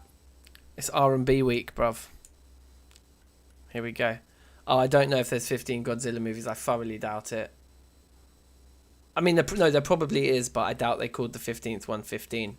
They're probably all just called Godzilla. They just keep remaking things nowadays, don't they? I mean, there's definitely 15, like, of most ideas end up being just wrung out until there's, like, nothing left by people remaking them as soon as they possibly can. Like, when that Joker movie came out recently, I was like, didn't you just do a gritty Batman movie where the Joker was a gritty character? Why are they doing it again? Like, just a few years later. Anyway.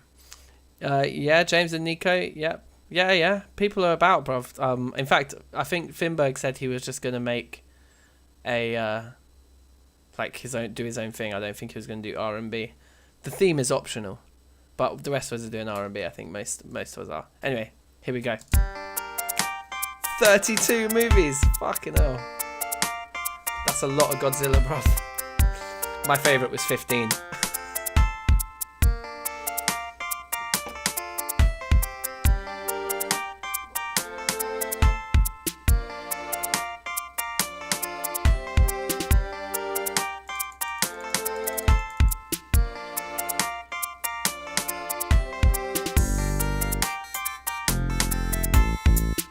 Do the reverse symbol into that chorus, I reckon.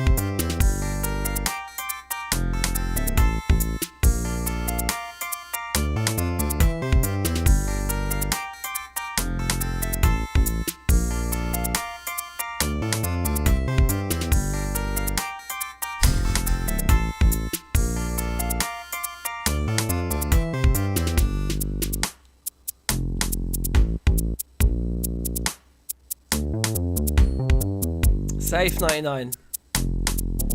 Welcome, ma'am. How are you?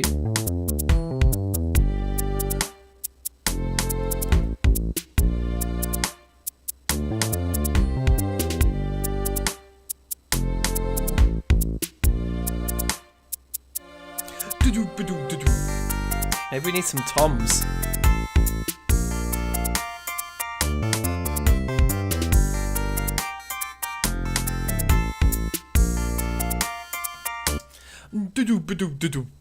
Could be quite nice. A few tom-toms. A cheeky tom-tom here and there.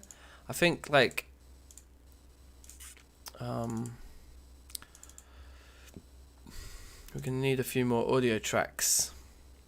We're gonna need more tracks, baby. Yes, Andrew. How's it going, man? What are we saying? 4 stereo audio tracks should give us what we need. We'll have like a high tom, mid tom, and a low tom, and a cymbal track, I guess. We might want to have 2 cymbal tracks, I guess. Safe. Oh yes, potential bars, that's what I'm talking about. It's bars week next week, man. It's a bit sparse. Yeah, I was just literally just messing with that bit where there was only bass. I was literally just messing with that, like trying to add another bit to that. Okay, cool. We'll do something there. Yes, get on the sample website. Should we add a Godzilla sample, guys? Seeing as everybody's talking about Godzilla right now. Terror of the Mecha Godzilla is the best one. What, is that the most critically acclaimed Godzilla movie? Tube bells. Yeah, I could chuck some bells in. Actually, some bells might be really nice. Also, I'm actually gonna make a couple of cymbal tracks because I want to be able to make the reverse cymbals a different volume to the normal ones, like. And then, right, let's go. So, like a loud floor tom.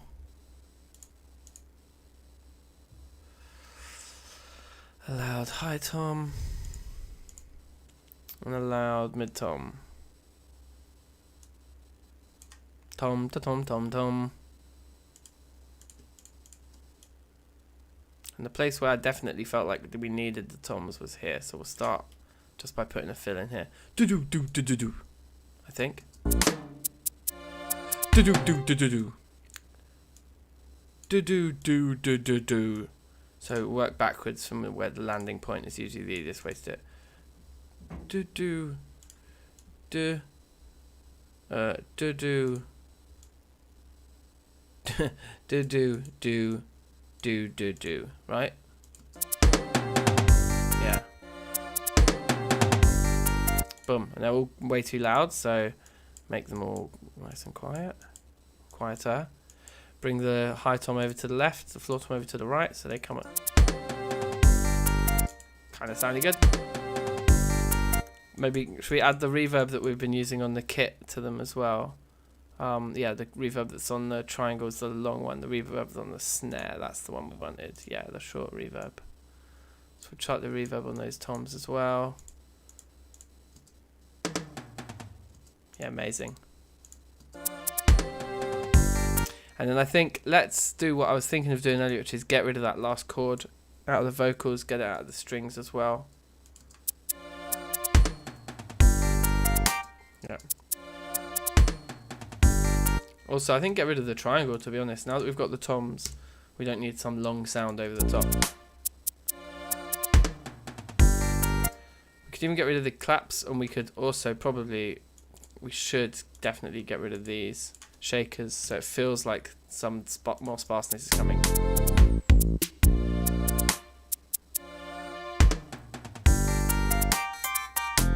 Okay, we need some cymbals to really sell the drop, but otherwise, yep, sounding good, baby. What time does everyone else send their shit? So we're going to be checking in at 10:30 above, like UK time, but you know that's where you are. Yeah, 10:30 is when is our deadline, and then we'll all get on Discord and talk about them. Get Mr. Hollywood on the phone. Oh, you're saying that Terror of Mechagodzilla's the 15th. Oh, I see. I thought you meant it was like like somehow legitimately the best one.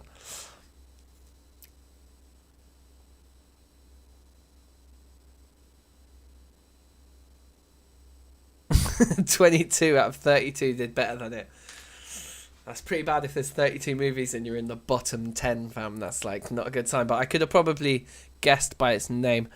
If you're like, let's make a Godzilla movie, and then you write the movie and you're like, it's not very good. Why don't we make it a Mecha Godzilla? It's like, now it's a good movie. It's like, you're on the wrong track. It's like, you're in the wrong job. Okay. Is this the... I think that's one that's really nice for reversing. And then, I think we want something a little bit more like a splash symbol almost, like something a bit more. Yeah, exactly. That can be our one that we don't reverse. So put that there. This one gets some reversals. And we'll do it up to the point where the drum fill starts, like there. Yep. Make it really quiet. And make that one a bit quiet.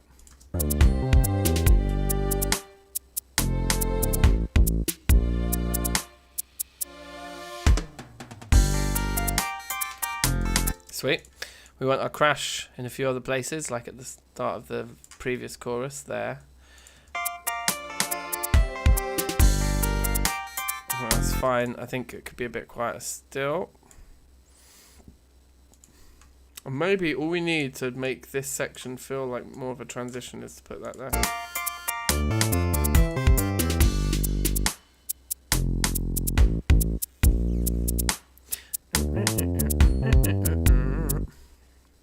I think actually that's what we might do. Like, let's just take the last bar here. Okay, wait. From there through to... This is weird. Why is that region such a weird size? It can just be that big. Let's just take this lick and run this in the second verse. I think this might be the missing piece of the puzzle that Pat was talking about. Because it could even run true here and then just not... Yeah, obviously we wouldn't have it there. But yeah.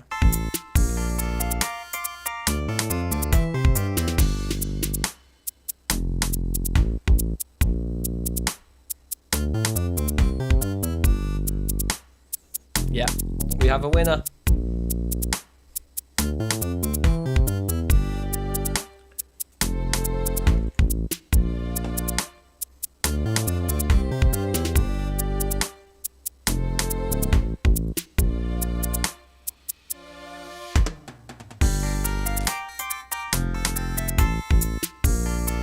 There's probably some other places we could put the toms, but it's also quite nice if you just have one moment where there's toms in the whole song. I always quite like that.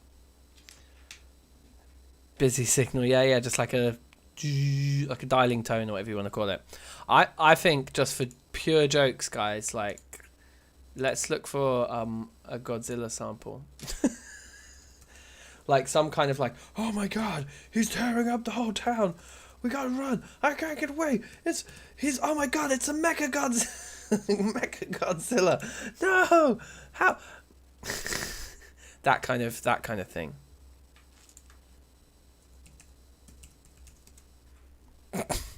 Godzilla roars. Someone used their violin to create those sounds. No thanks. Cloverfield monster. No.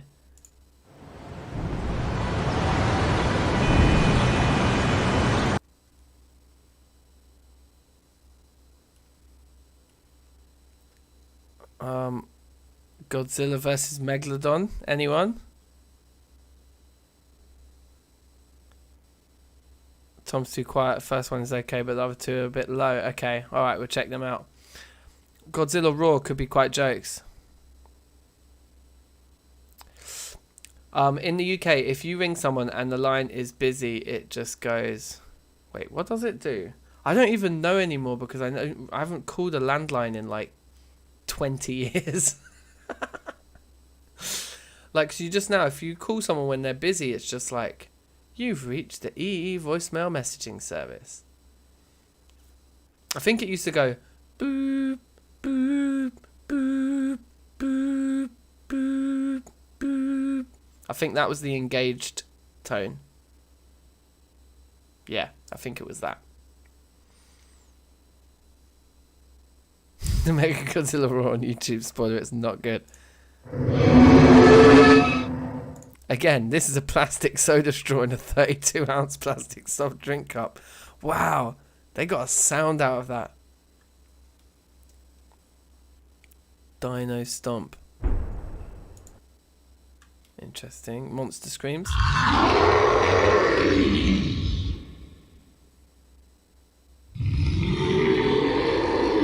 I mean, some of those are quite good. That could be interesting.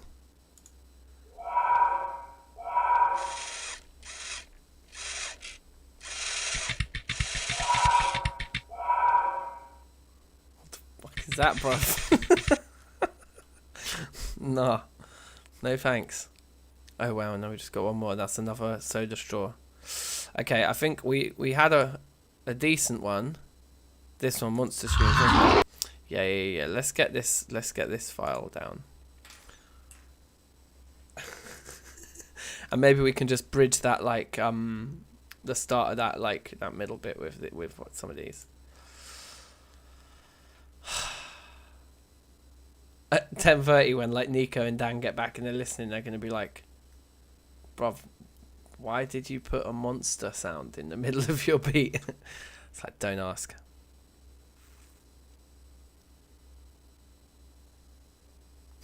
Cheeky League of Legends sample. That would be a bit jokes. Quiet stamps, yeah, like. I'll show you what I'm imagining. The way I'm imagining it is that we use it to just bridge the gaps. We've got a crash cymbal there already.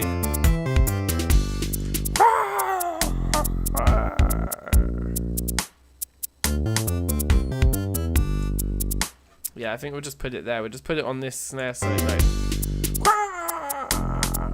Like that. That's the idea here. Is that finished? Yep, lovely.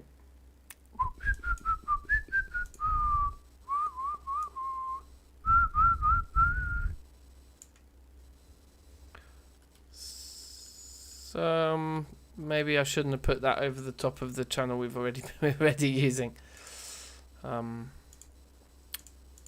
A new stereo track here then.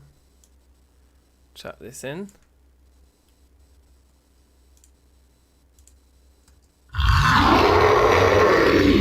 Now we just got to pick our favourite.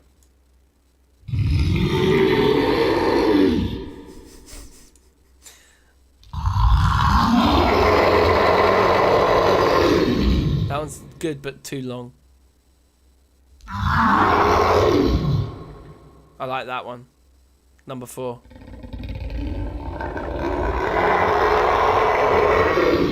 That one was cool, but also way too long. Too slow at the beginning. That one's really nice because it's with its high-pitched kind of energy.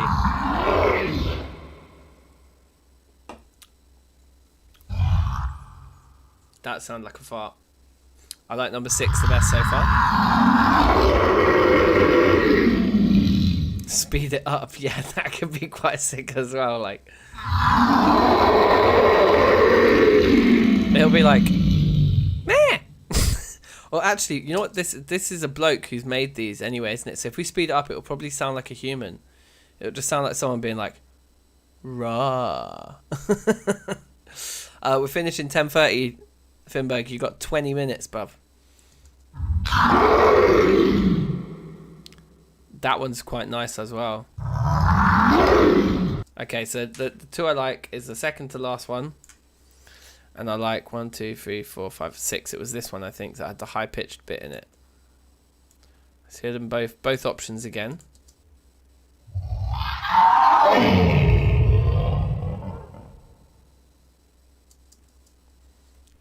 Man, don't fade out. I'm waiting for that fade out, James. I'm waiting to hear that fade out. Okay. Raw. You're gonna hear me raw.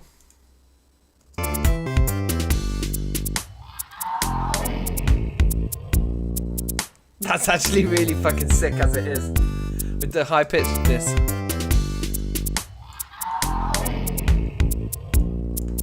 Could be moved forwards a bit. I kind of liked it where it was. It had a nice rhythm to it.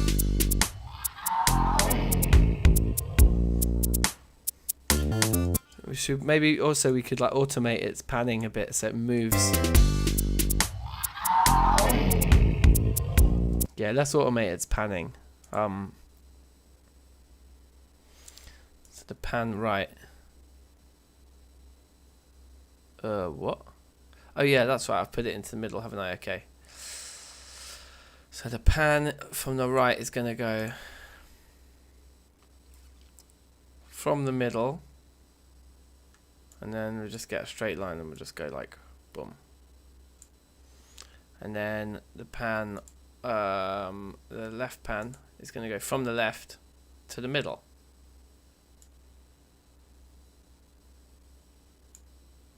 Right.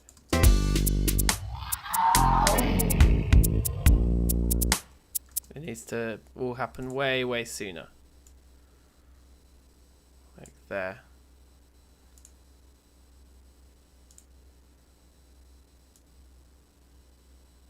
Something like that.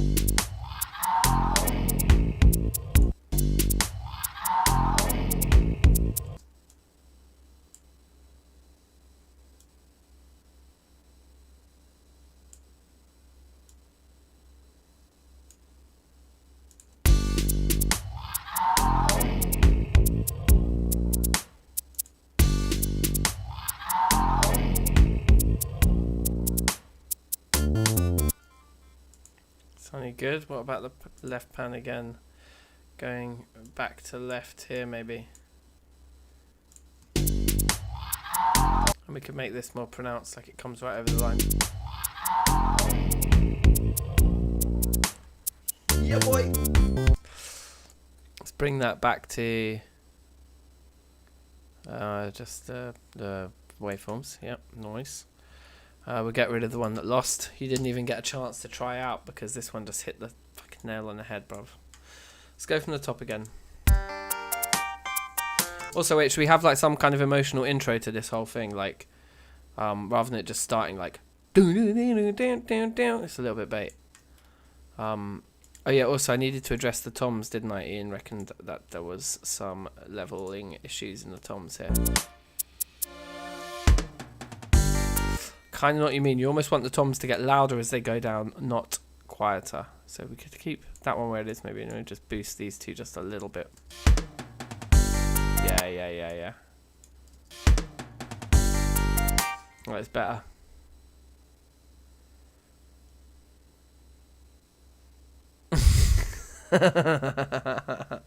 Okay, take a bit of Lex Luthor. And then should we record some acoustic guitar just before we finish, just to add something? Or like bosh out like a B section or something, I don't know.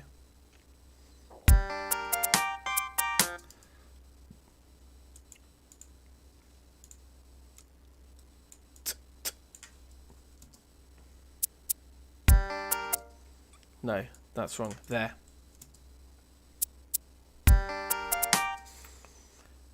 And then I think here. Large in it, bruv.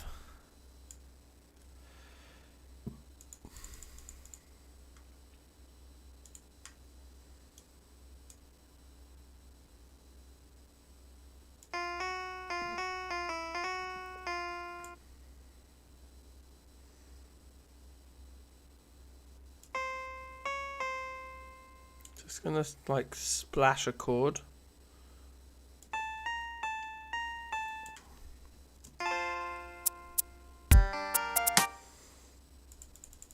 With a 7th.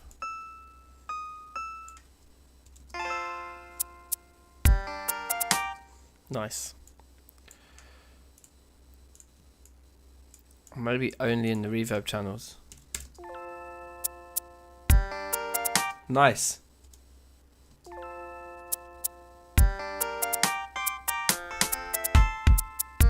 Save that.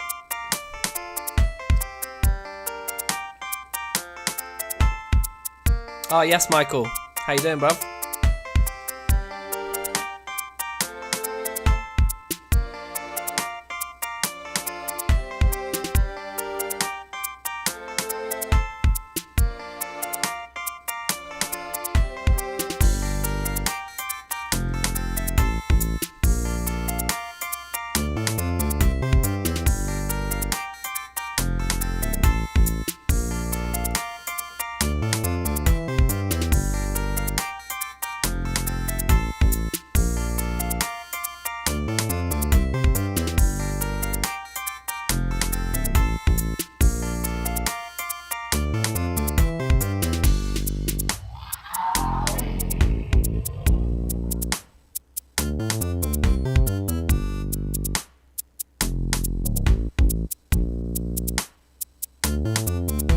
Safe, man.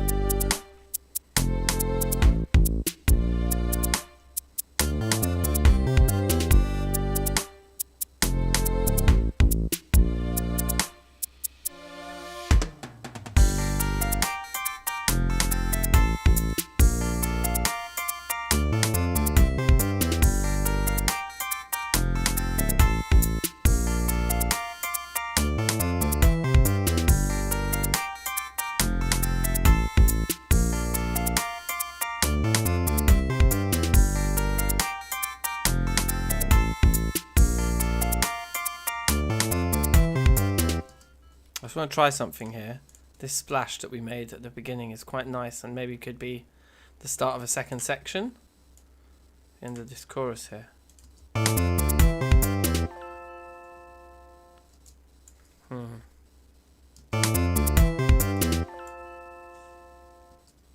If the bass kept going with it, I think if we had a bass line that went to the F here.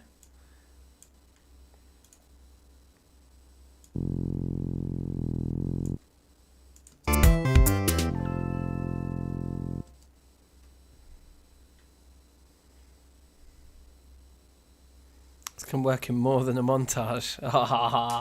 That's got to be like the name of the album.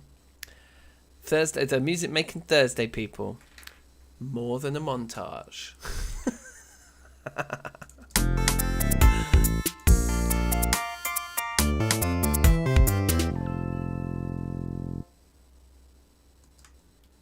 Or maybe that's just our end. We just end on that chord.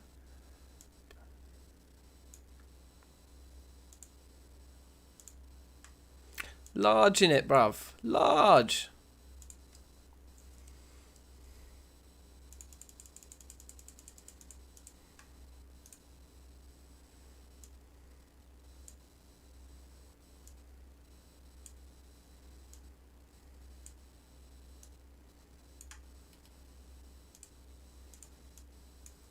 Excuse me.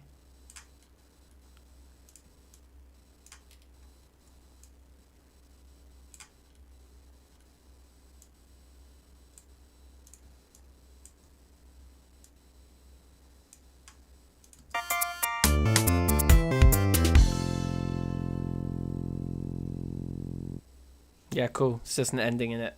We've only got 10 minutes. I think attempting the B section right now might be a madness.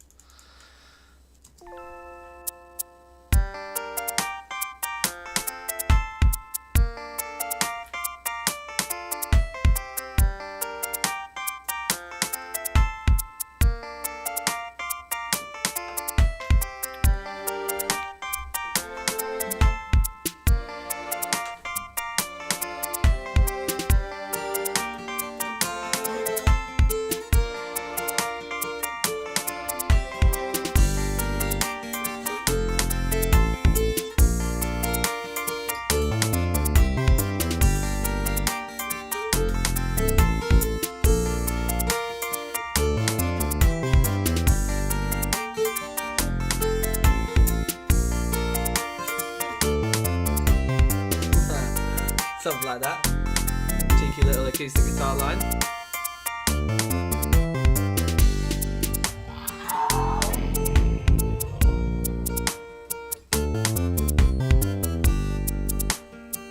I just don't know where that would go, to be honest.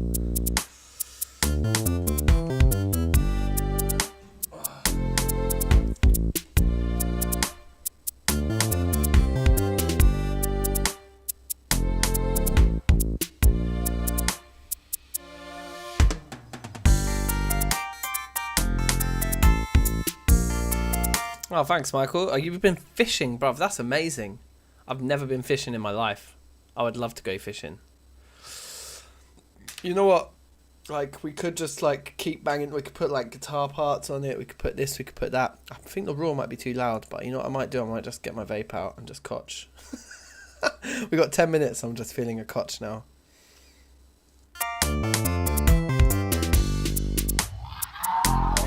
The raw is a bit loud still. It's a bit loud.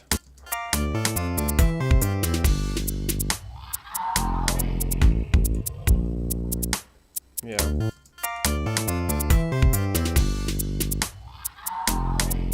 There we go. Safe. No, I'm glad you lot are feeling this beat. I'm feeling it too. It's funny how we come up with like just a random like theme, like influence, like R&B. I would never sit down and be like, I'm gonna make an R&B beat. But because I did sit down to try and make an R&B beat, I've made something that I would otherwise never have made. Like immediately, the first thing I did when I sat down was come up with this arpeggio here, this part, it's the clav thing.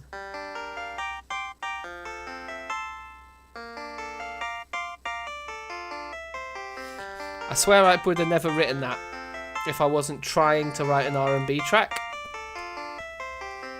So it's kind of interesting. That's one of the things I really like about this process of the Thursday Music Making People, is how it does that to the creative process. It pushes you in a direction that you wouldn't go. And also the time limit, I think, breeds creativity as well, because you have to make quick decisions, like really quick decisions. To get a piece like this made in 2 hours and 20 minutes, you can't be precious about any of it. You just like go. And as soon as something sounds nearly good, you're like, good, next. And let's not labour it too much. So I think all those things are really positive, and I definitely feel like I've improved a lot just in this time. In what is it? This is week 11, I think, now of me doing Music Making Thursday.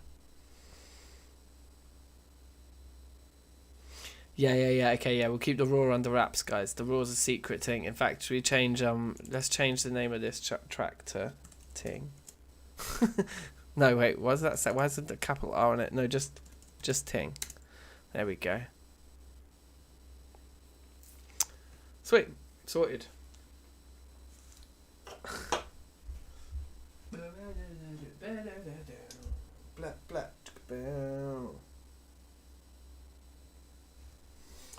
There's some life left in this one yet, I think.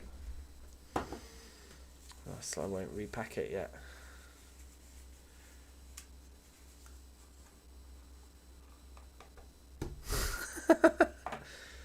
Cheeky Vindaloo. Ian, are you a Vindaloo fan? I like my spicy food.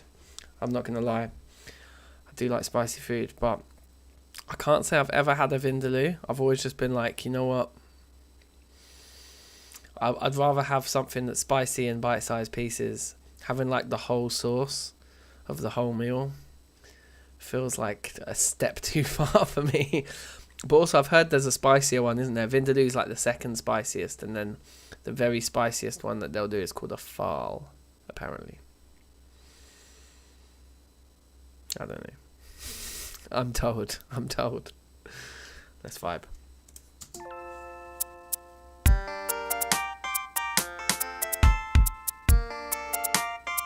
Oh, I love Indian food though. Like Madras is probably my favourite curry, which is quite a spicy one. Hot in, hot out. That's jokes.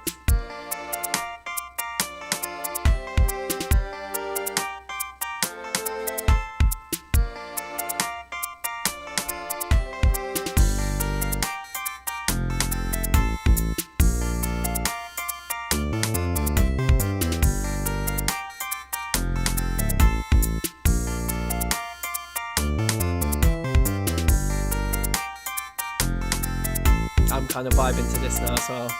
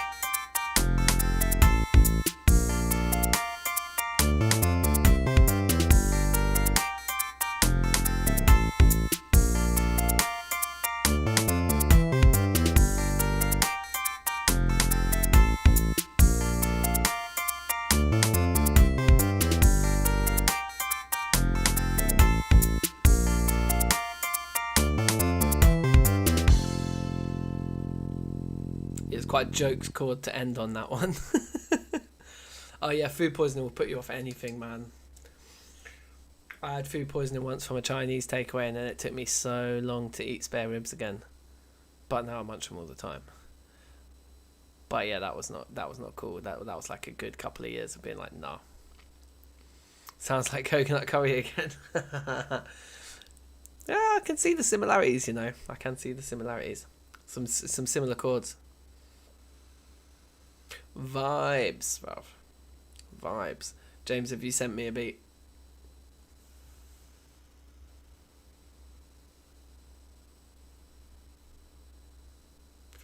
Yeah, the chicken was still crossing the road.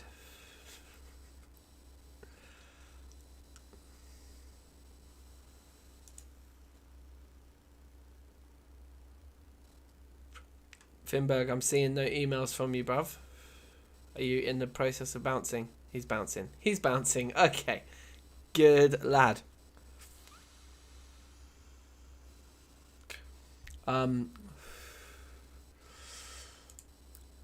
Yeah, James, other James, I'll email you now. I'll send you a reply so you've got my email address again in the top of your inbox. Rah, it's been so long since I've been at work, I can't remember how to send a reply email in Gmail. There we go.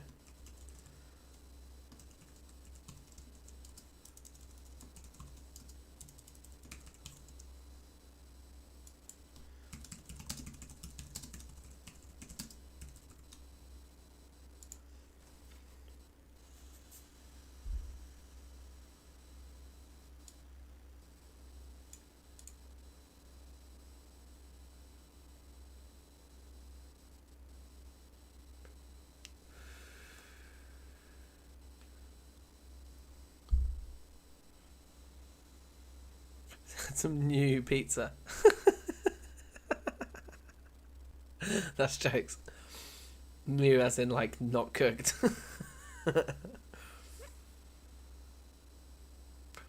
Look, if we're on the subject of spicy, I think I've shown you the stuff before, but this shows you like I am kind of on this spicy thing. Like I say, I like bite-sized chunks of incredibly spicy stuff. I have this hot sauce just casually on my desk as a standard for like midnight snacking.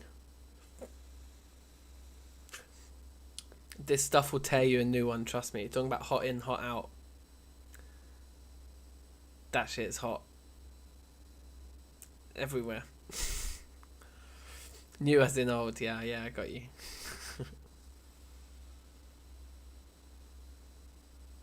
Yes, Pat knows the hot sauce. I'd like to talk about this hot sauce too much. Okay, yeah, Nico, you're sending me a thing, yeah?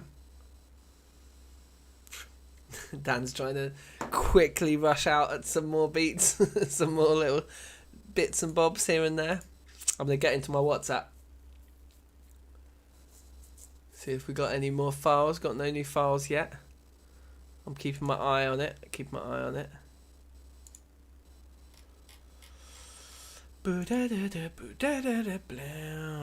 Sriracha, yeah, I love a bit of sriracha, man.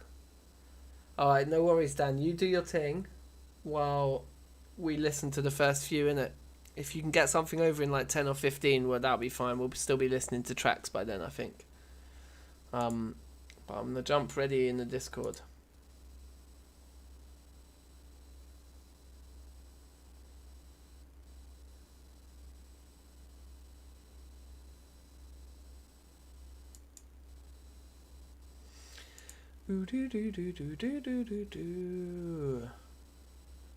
Blimp, blimp, blimp.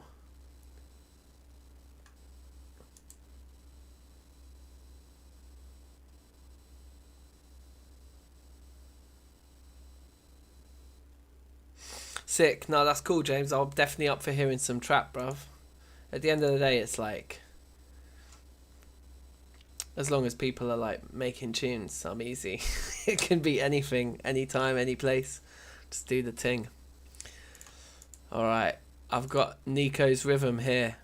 I've got it. So the first track of today's unveiling is Nico I was going to say on the mic, but on the speakers, on the system, on your sound system, coming through your sound system. Nico. These chords, man, so good.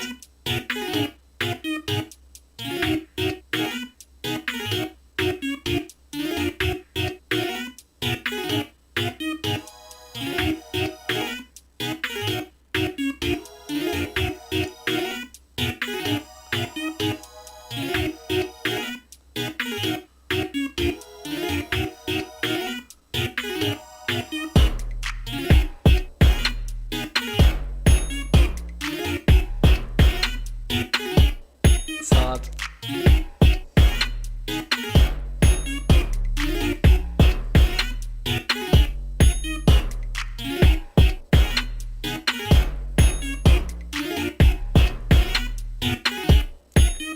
I would spit bars on this, man.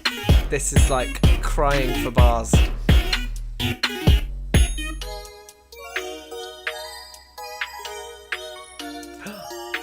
Nice synths.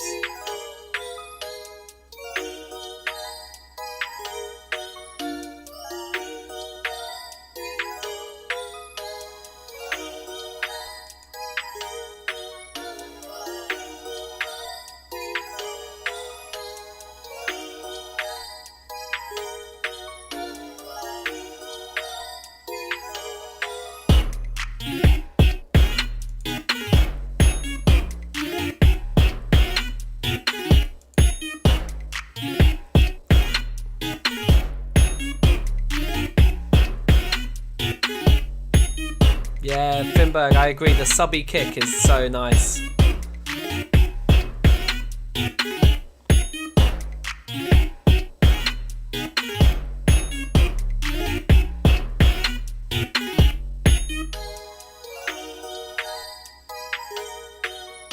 It's like an 808, but I think he's got orchestra hits in there as well. Well, I guess we'll find out. We'll find out. You can ask the man himself in a moment.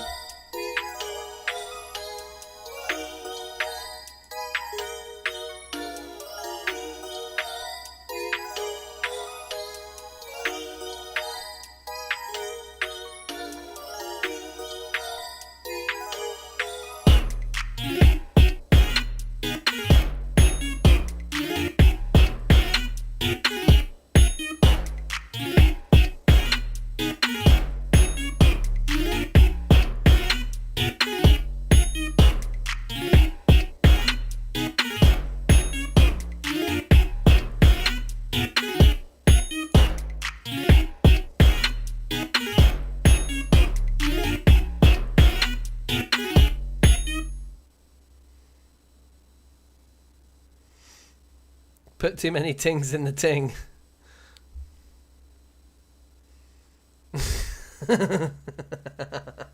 No one fades out anyone's tunes anymore. That's like, that's a that's a thing of the past.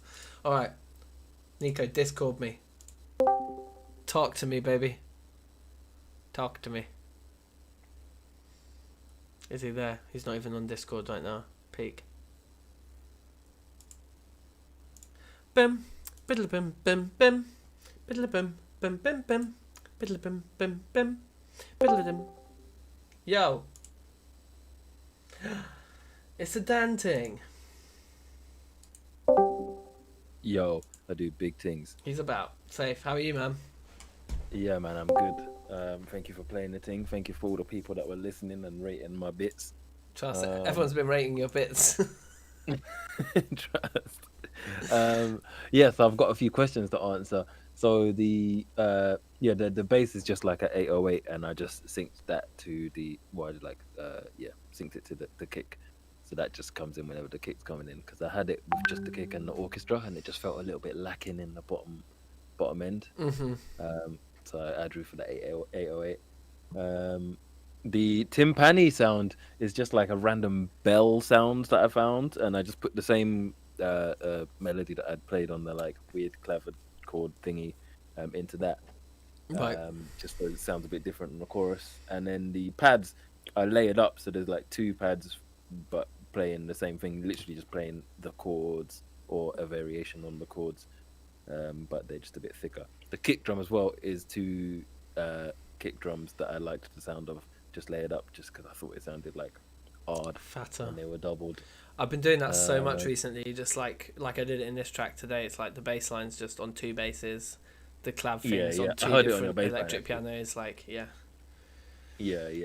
So this project ended up being like 22 stems. So by the time I got it into Pro Tools, because it took like ages to bounce, and I got it into Pro Tools, and then I like didn't have time to like do all the EQ on each individual track. So there's like no EQ on anything.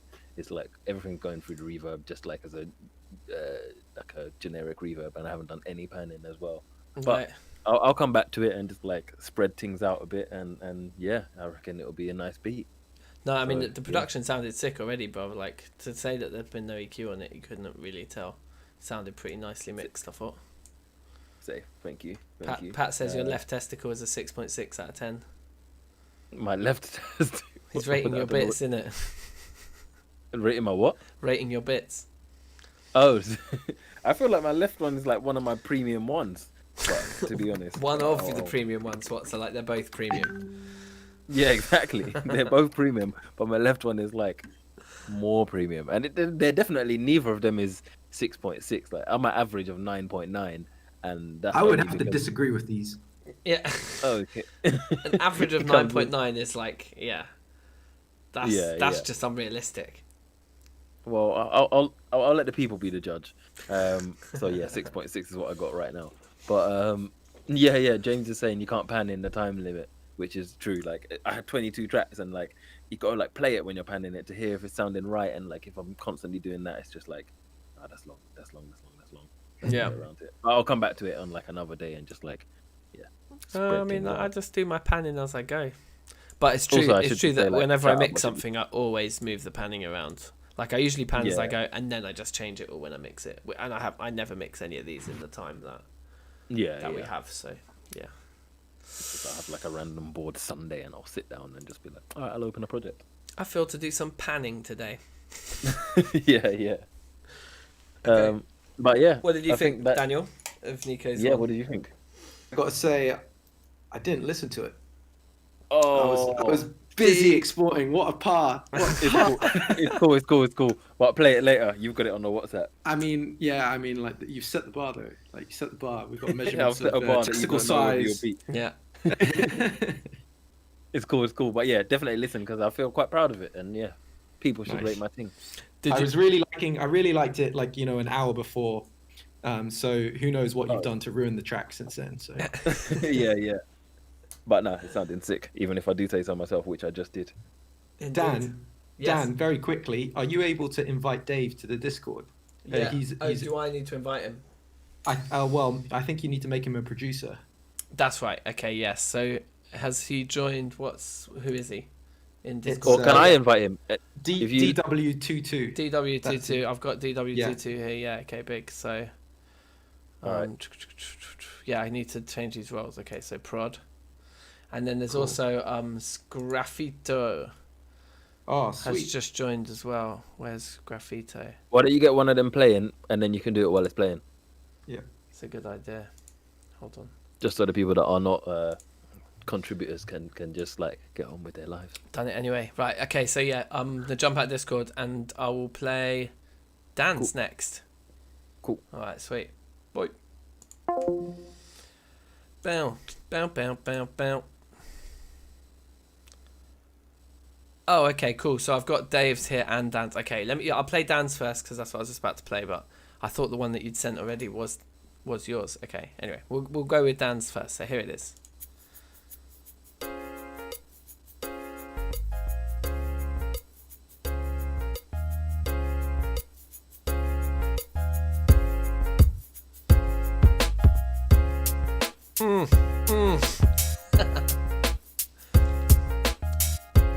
So good, man.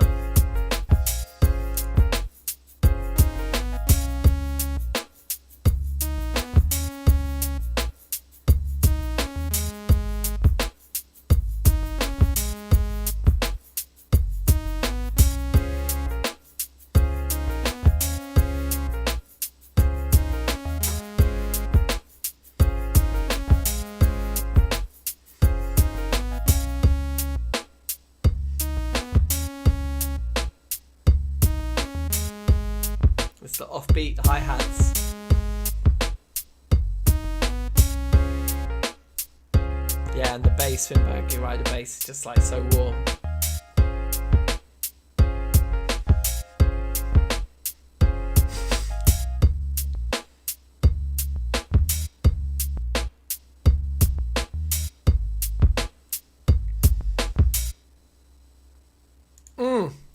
It's so nice. I just want to play, just because it's a bit of a shorter one, just the very beginning again. I love the way the drums just come in. Start with the shaker, a few chords here, bass comes in, and then kick, snare, and then the hats. It's so well done. The staggered entry of all of those things at the beginning there, that just makes your head bounce, doesn't it? Discord. Oh yeah, so Dave and James, feel free to jump into the chat now as well while we're discussing all the other beats, because it's nice to get a few different opinions mixed in with the reflection, the moments of reflection here. If you fancy, Safety. No pressure. Yeah, but that was sick. I really felt that last hour just vanished. Sure, I was going to lay down some bars, and I started like writing and everything, and I was singing along different melodies, and then suddenly it was 11:30, and I was like, oh my god, I haven't actually added anything to the track. So then I just cheekily cheated and like dropped the keys out for a few bars and put them back in. Nice. Yeah. I like that like synth sound as well. I feel like that was a last minute addition, eh? It was, man. Yeah, definitely. In that cheeky 6 minutes when I was just like not listening to Nico. Yeah. But yeah, I could play the keys, but I had actually found a sample for it initially. And then the sound that the keys had was just so nice. So I just I wasn't able to kind of like replace it. Mm-hmm. So I was a little bit limited. Yeah, Pat, it's me. It's Butch. I can hear some feedback. I think someone's... Yeah, I think Nico's got a feedback issue. Yeah, I'm having my classic audio issues. I was trying to do it on the slide. But yeah, I've got like weird sound cards going on. So I was Pro Tools, and like I've got about 4 things trying to use my sound card right now, and my computer's having a little moment. I can hear it. Pro Tools, Fruity Loops, Discord, and YouTube are all trying to use my sound card. Anyway, I'll sort that out. Some kind of sound card arms race going on. Trust. But yeah, Botchby, your thing sounding sick. I was just trying to sort my thing out in the slide. Your thing sounding sick. I could also see it being as a bars tune, which is cool. Yeah, big. And to be honest, I feel like R&B, especially like when you're doing like modern produced R&B, it is kind of easy for it to just be either an R&B track or a hip hop track, just because they're so they've kind of merged a lot. And like rappers will rap on anything, singers will sing on anything, so it's kind of like you have a lot of leeway with that, which is good. So I like that. That's very true. Yeah. I can hear that Dave's just joined the chat. Yes, yeah. Dave. Big up, Dave. Yeah. Man like Dave. Oh yeah. So when joining the chat, you gotta make sure the stream is muted. I think that might have been the thing. There we go. Working. Yeah, I can hear you. There's so much audio going. It's probably like partly because you've got the stream doubled up, and then partly because I have my Bluetooth speaker blaring it out through this, and you're getting doubled. Yeah, cool. That sounds great, mate. How are you? I don't know who I'm listening to here. Let's listen to Dave's. Let's throw that on. All right, cool. I'll jump out Discord and then throw that on, and then we'll chat. Wicked. Sweet. So here's Dave's rhythm, y'all. Oh, it just needs to cheekily download. Sending it in uncompressed format. I like that. It's a cheeky oaf. No. Why is this QuickTime when I open it? QuickTime, you don't need to be opening these things for me. What you did? Where'd it go? Oh, bruh. Why would QuickTime try and chief it? Just let VLC do it. There we go.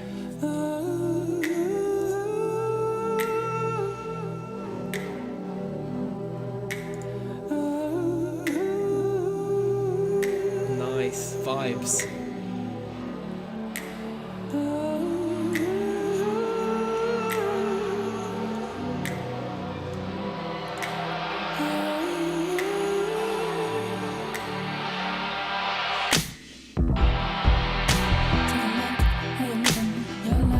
Yes.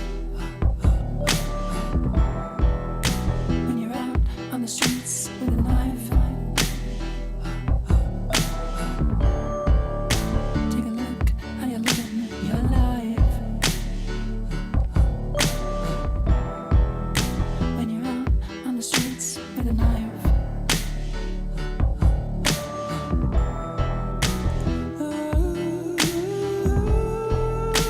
Oh man, this is awesome.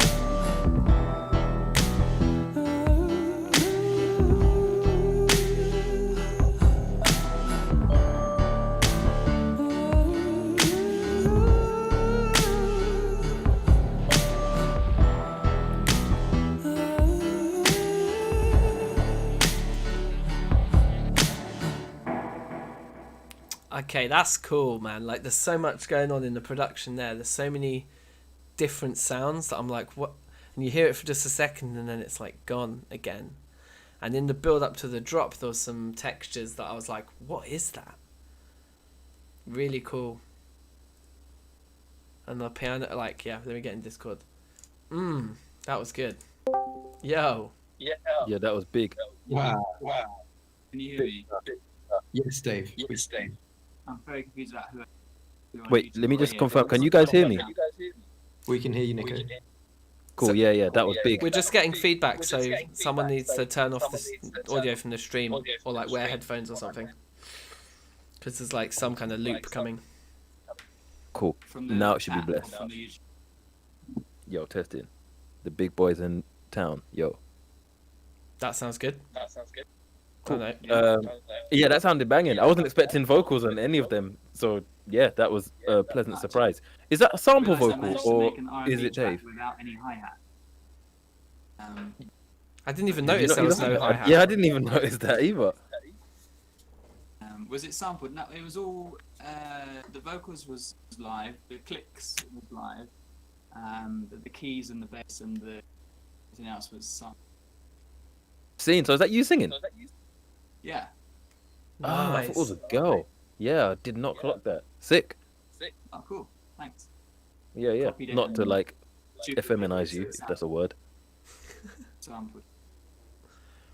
No, that was sick. I wasn't expecting that. I don't think I've ever heard your production before. It's nice to have a new person on the TMMP. Thanks. This is a massive challenge for me because I don't normally do. I've never done it. Well, you smashed it, man. To get Yeah, all that yeah, done in cool. a couple hours. Because Because this time frame does add like an added pressure. Yeah, sure. It's a great challenge. Yeah. You absolutely killed it, Dave. Thanks, Dan. yeah, I mean, to have kind of gotten all of that done in the space of a couple of hours, like, because I was saying the production's so dense. Yeah, did you write the lyrics as well? I'm just like, how did what's going on? Dave's a top songwriter, man. Trust. Come on. Well, All right, next time I'm going for lyrics too. Yeah. that, I mean, yeah, to get all that done in that time, amazing. So we've got both the Jameses left to go as well. Yeah. So we'll do Alright. we'll do the next one now, I suppose. Yeah. Unless there's any more questions for Dave. No. Just feedback, and feedback is banging. Sweet. All right, cool. I'll jump out the chat. Catch you in a minute. Okay, so next we're going to go with Scraffy James.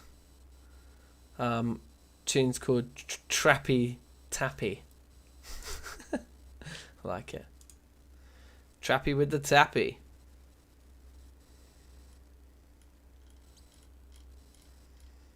Okay, here we go.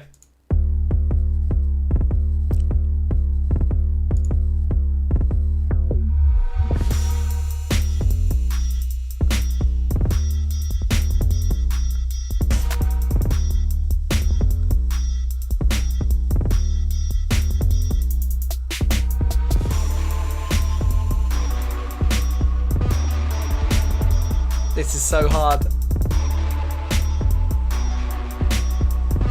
I love those chords.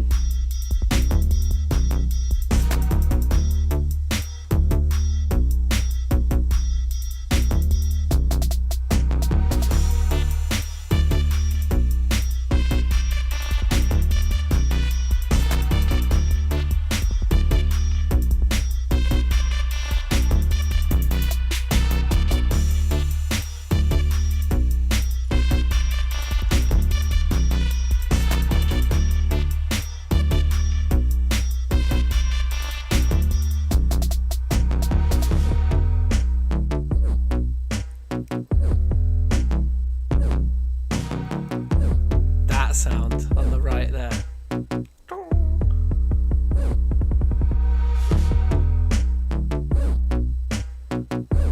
Let's move to the left now.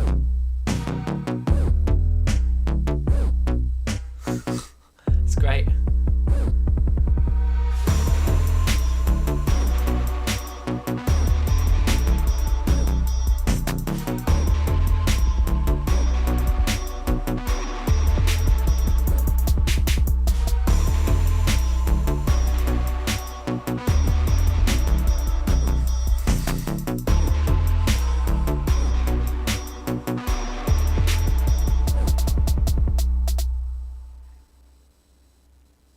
Bruh.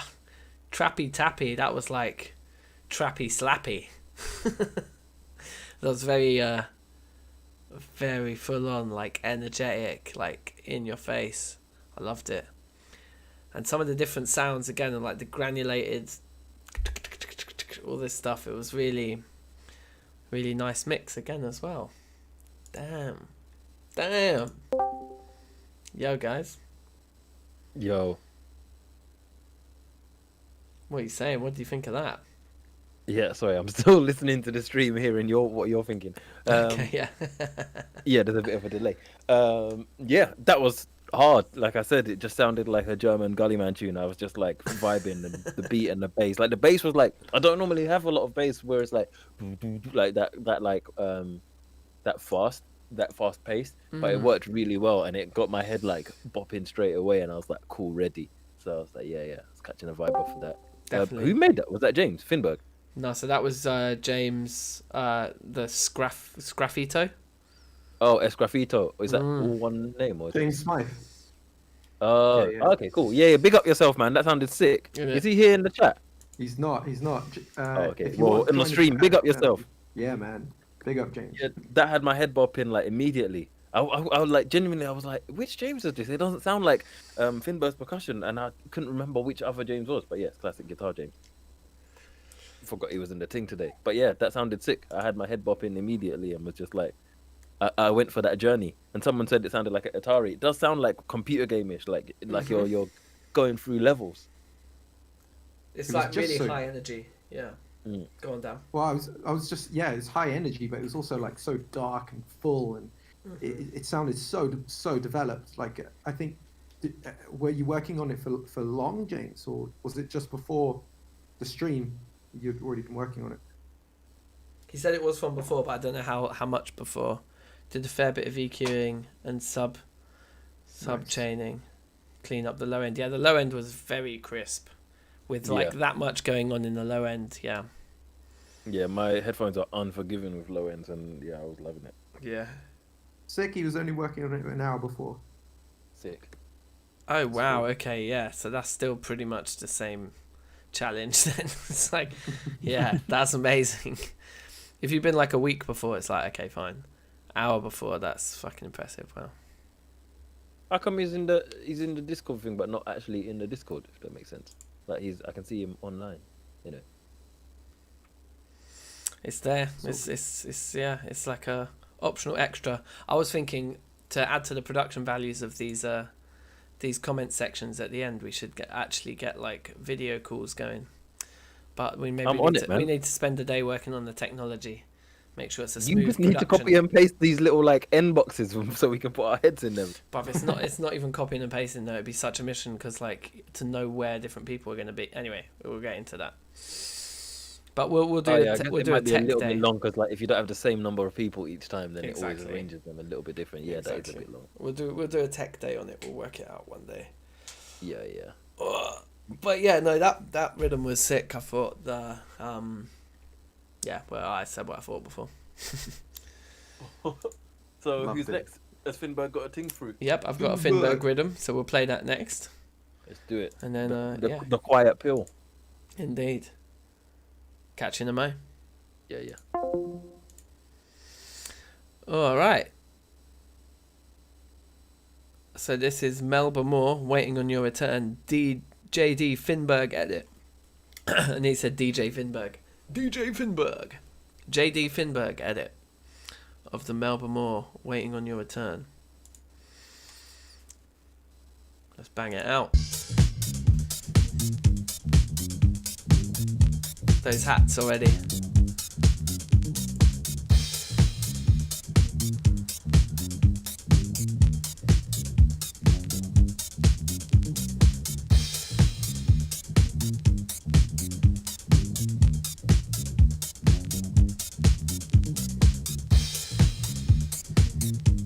You've got like record like buzz and crackle on it, right? That analog hug. Oh.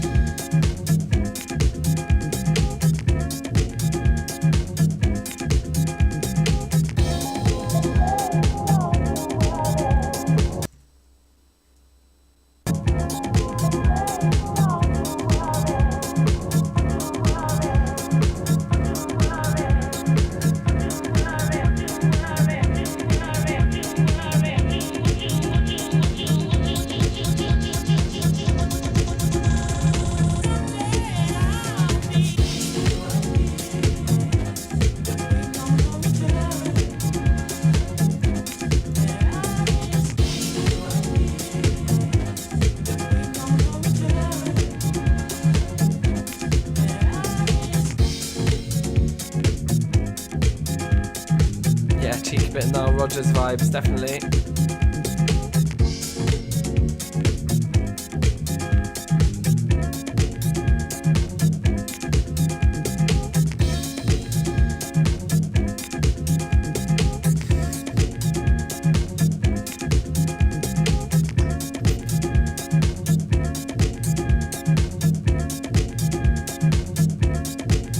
Little loop there. Ah, nice.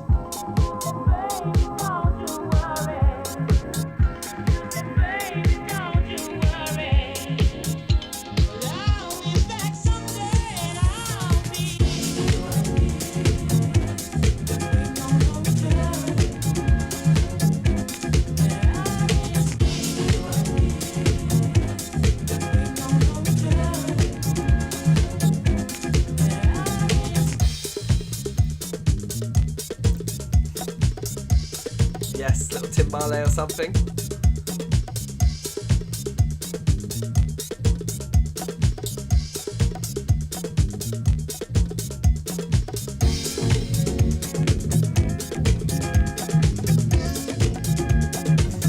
that analog crackle, is that like from one of the samples, or did you put it on deliberately? It just really helps like bind it all together, or like sell the kind of old school disco vibes, you know?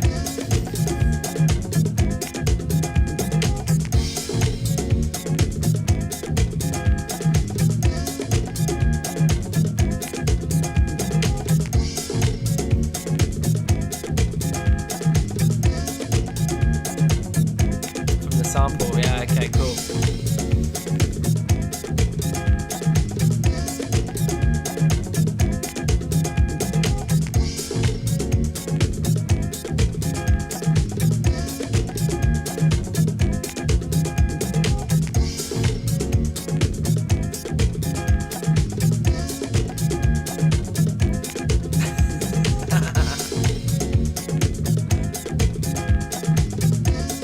Yeah, James, if this track has a fade out on it. Oh.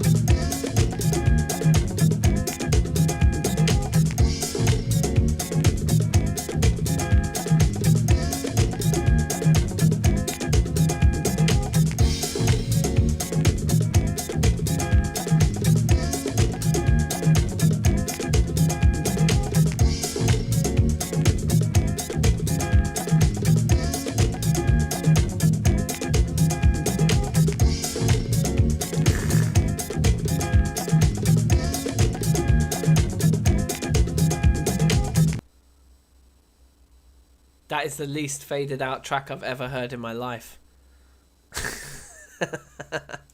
Sick though. Nice mix. Nice bits. Bassline banging. Lovely bongo / like timbale entry, whatever it was. It sounded like, you know, I can't remember what they're called. They're shaped like a djembe, but they're made of metal and have a plastic head. Those kind of drums. Where people played them really fast with their fingers. But yeah, that was sick. Amazing.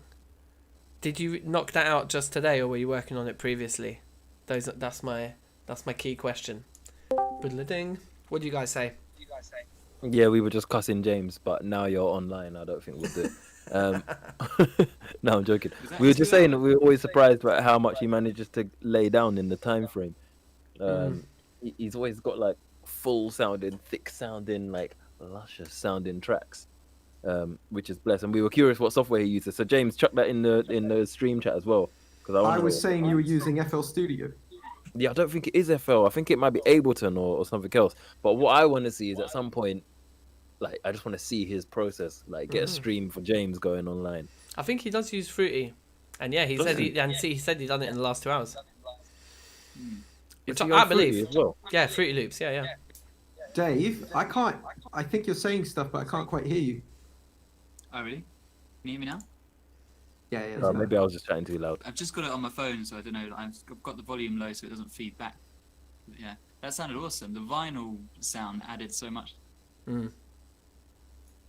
James, tell us where the vinyl sound came from. Was it Isotope Vinyl VST? He said it was in the sample, I think. Yeah. He When I asked recorded him in the track. sample of a record that he bought today. Wow.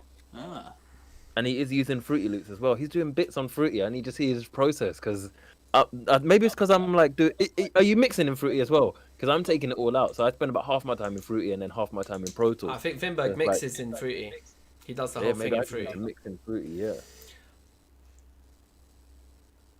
But I will say, learn how to automate your outros, because your outros are just sounding like someone just got smacked in the head with like a Bible, man. It's just like bang. It's just so hard. There's never like any kind of like slow wind down. Never like any kind of like, oh yeah, this is where it's gonna be ending, or where you'd mix it with the other track. It's just like vibe end.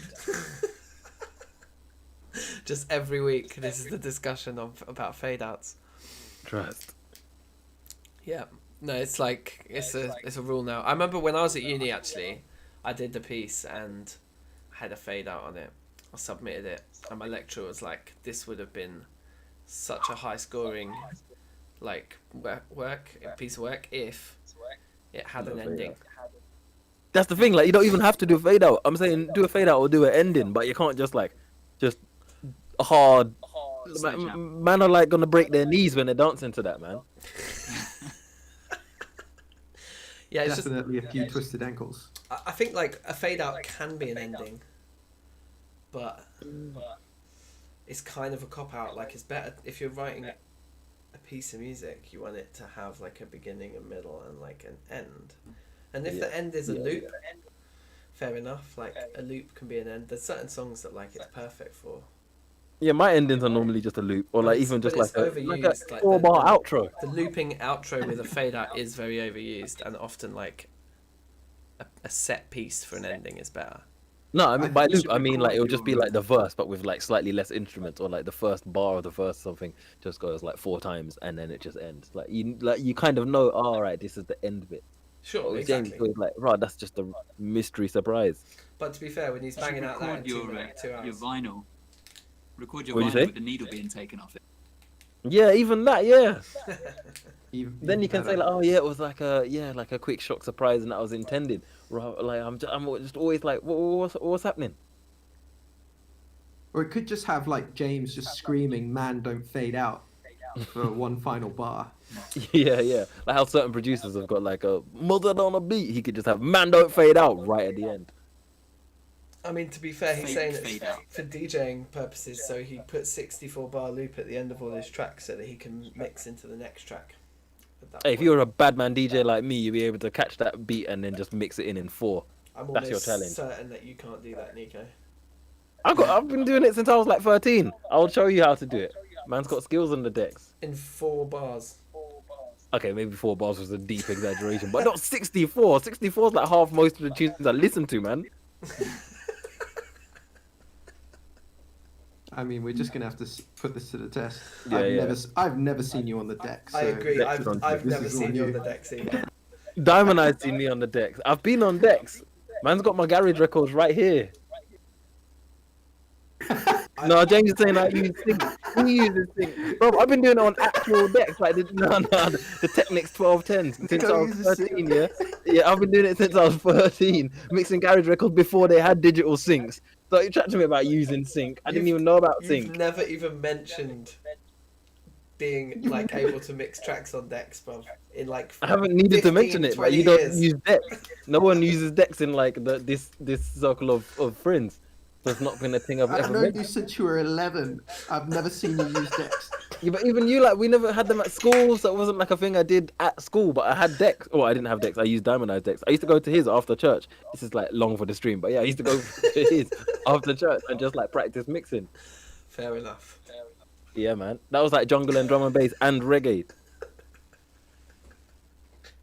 Man's been on this.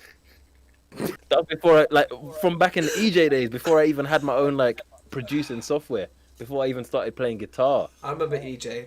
Those bits of software were sick. Yeah, Oh, been on this, man. I wanted to make beats, but I didn't know how. I was crying just then.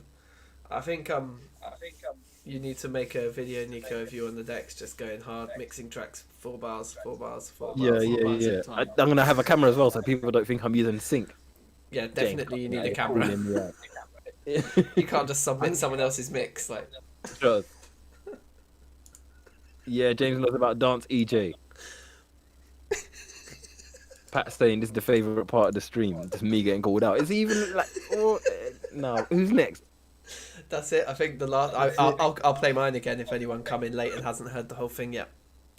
Cool. do it. And then yeah, we can Yeah. chat. So We can just chat before I after go, that. then this is my last vocal contribution. I'm just gonna say. Oh, we'll chat after. We'll chat after. I'll play this and then we'll get back in Discord. Cool. All right, sweet. But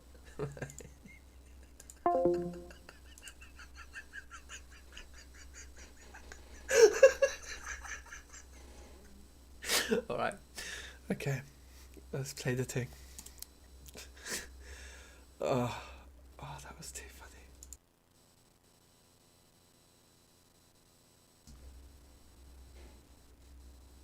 What just happened?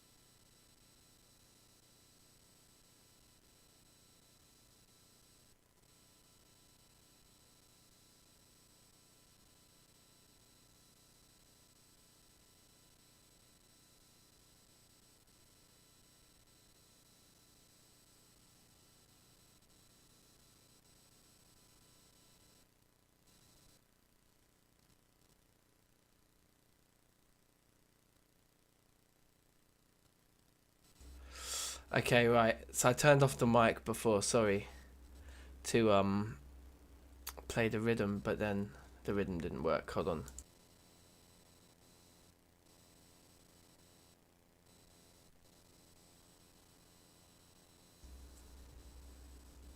Right, you can hear me now, right?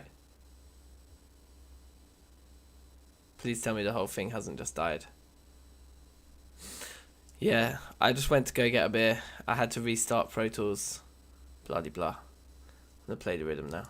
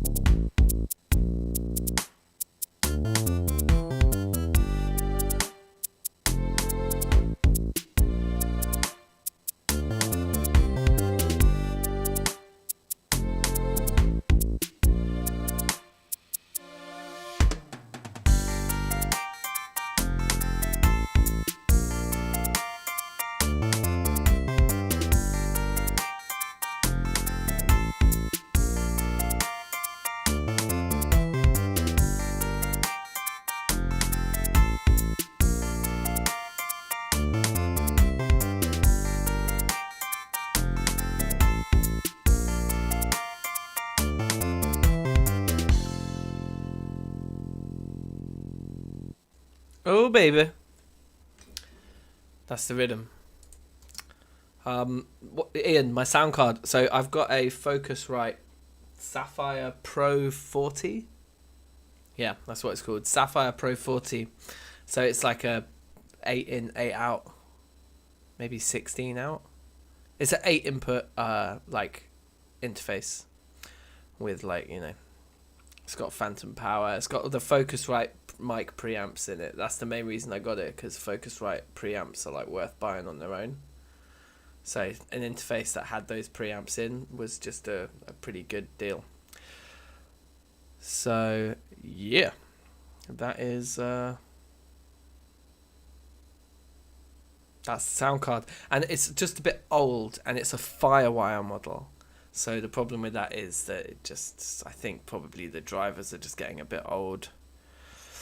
But yeah. Anyway, that's what I got. Bing! Here I am. Yo, I was just cussing you. I was saying, come in the stream, man. I mean, in the Discord.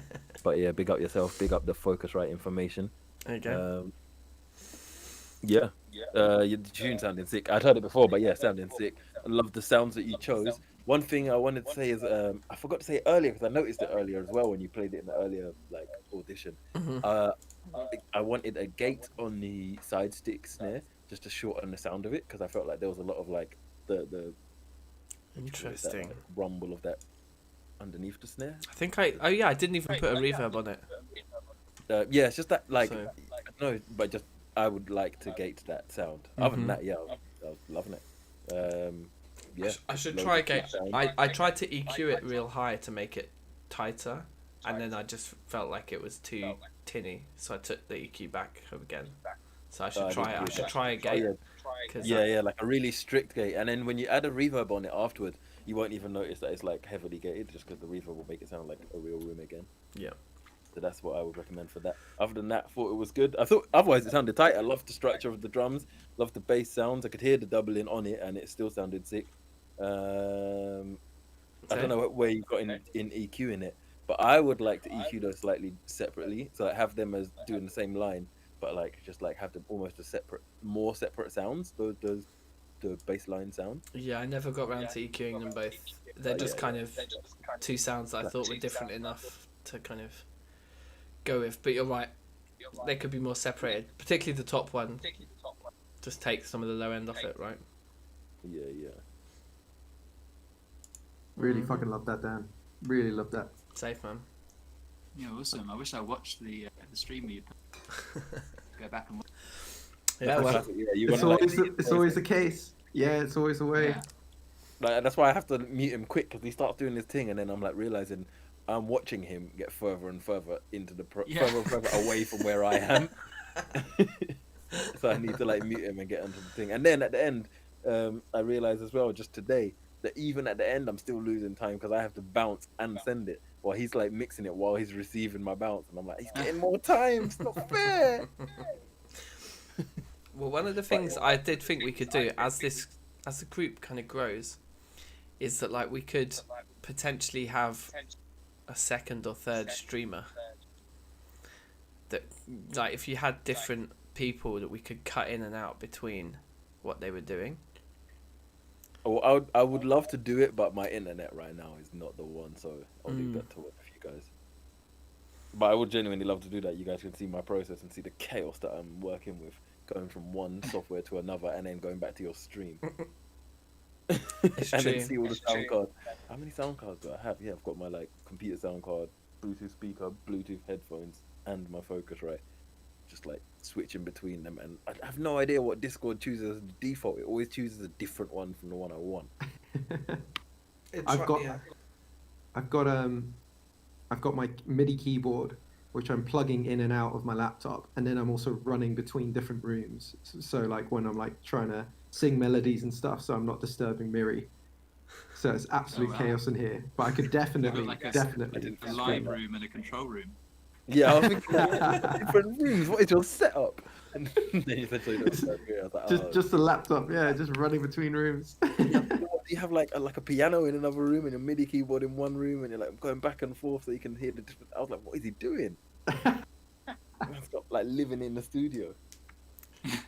James is asking why you're using Fruity Loops and Pro Tools, Nico. Yeah, I was wondering that. I find, well, partly because most of my plugins are the Waves plugins, and they are RTAS plugins which only work in Pro Tools.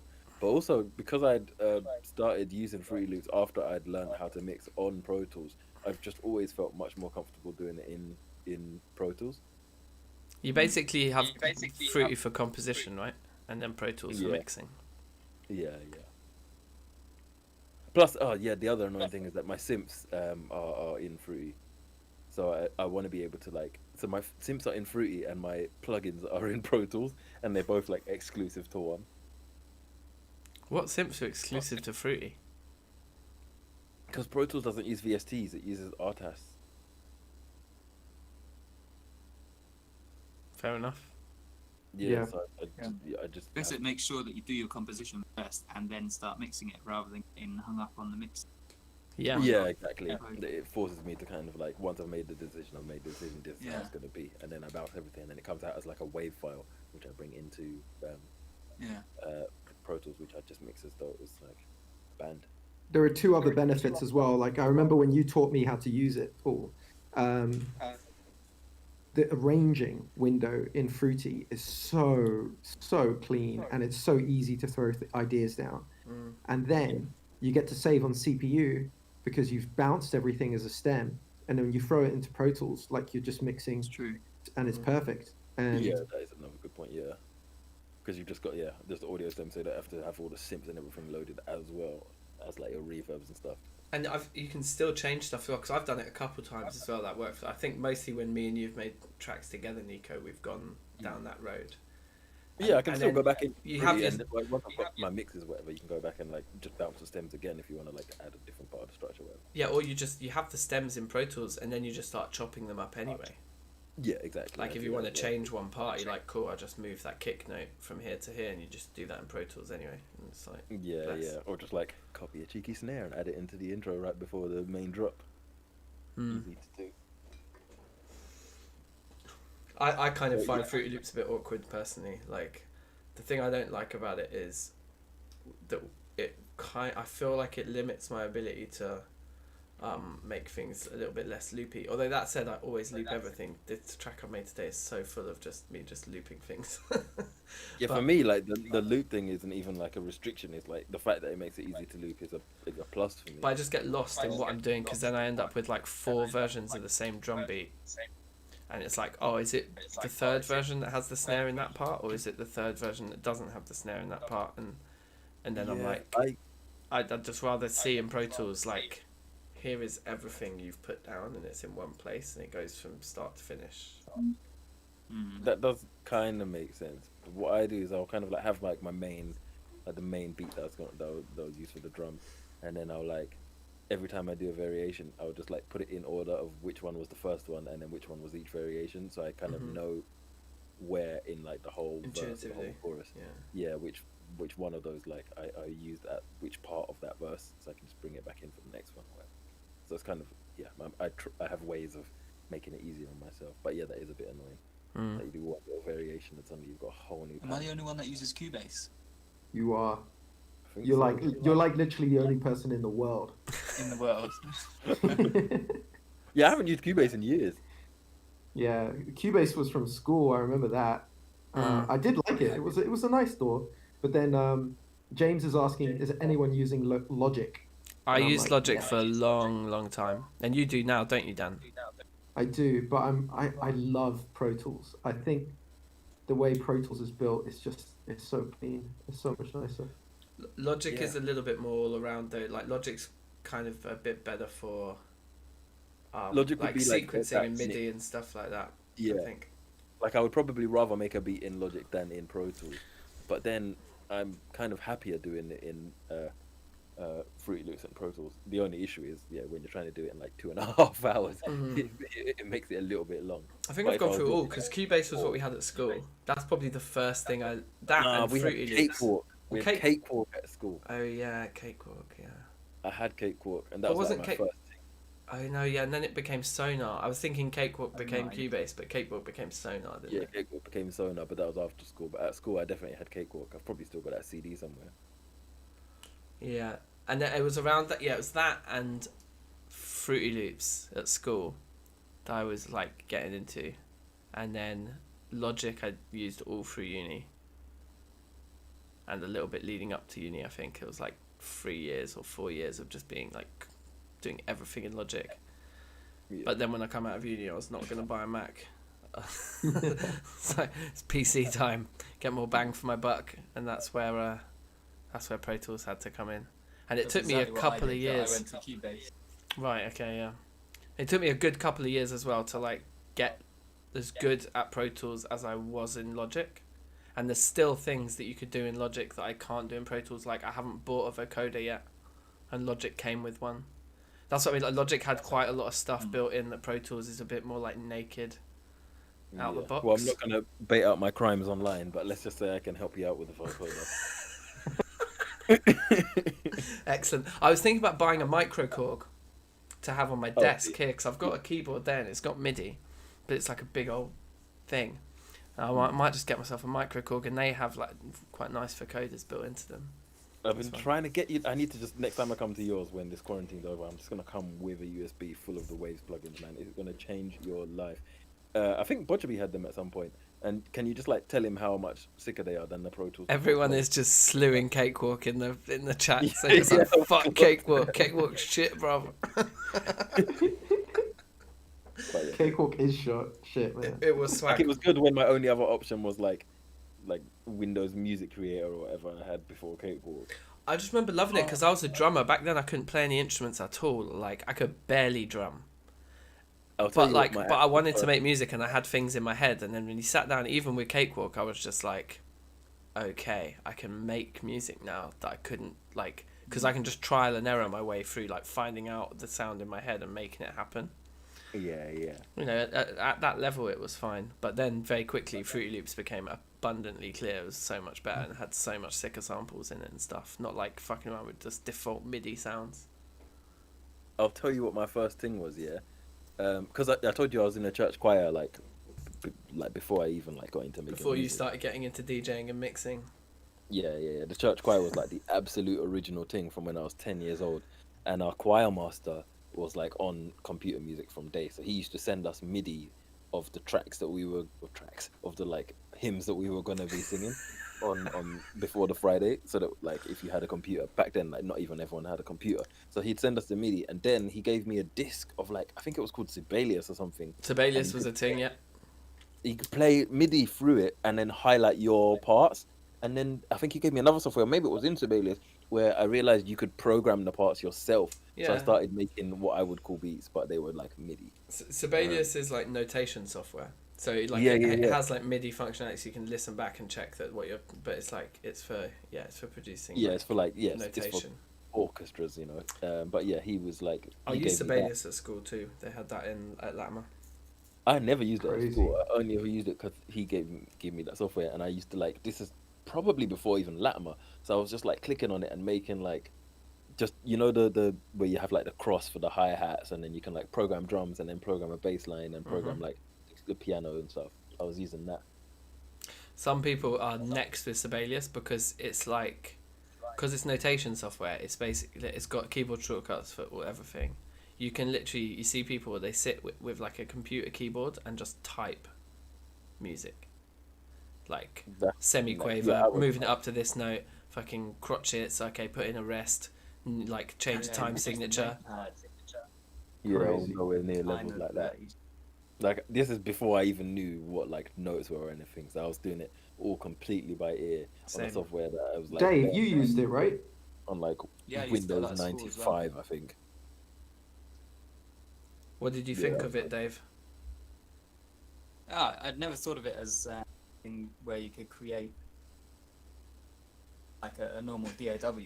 Yeah, sure. I just Yeah, saw this it as wasn't when like you scored. DAW times. This was just like a kid with nothing to do, Yeah, and who finally found a way that he could be vaguely creative. yeah. No, definitely like, as a sort of gateway to sort of the idea that you can use a computer to make. Yeah. Mm. Sweet. Interesting. Well, a cheeky little roundup of all the doors, like to finish off. Yeah. But Dance EJ is still the original and best. Trust me, yeah. Hip hop EJ as well. I had hip hop EJ. Yeah, That was that's banging. the one that Diamond and I had, and I would use it at his house, but I never had it myself. Hip hop EJ, yes. I And feel Dance like EJ. the EJ things, like the first ones were all right, but the ones they did a load of sequels to them all, and the second like wave of EJs had the ability to properly chop up samples. Like you didn't just chop them to a grid.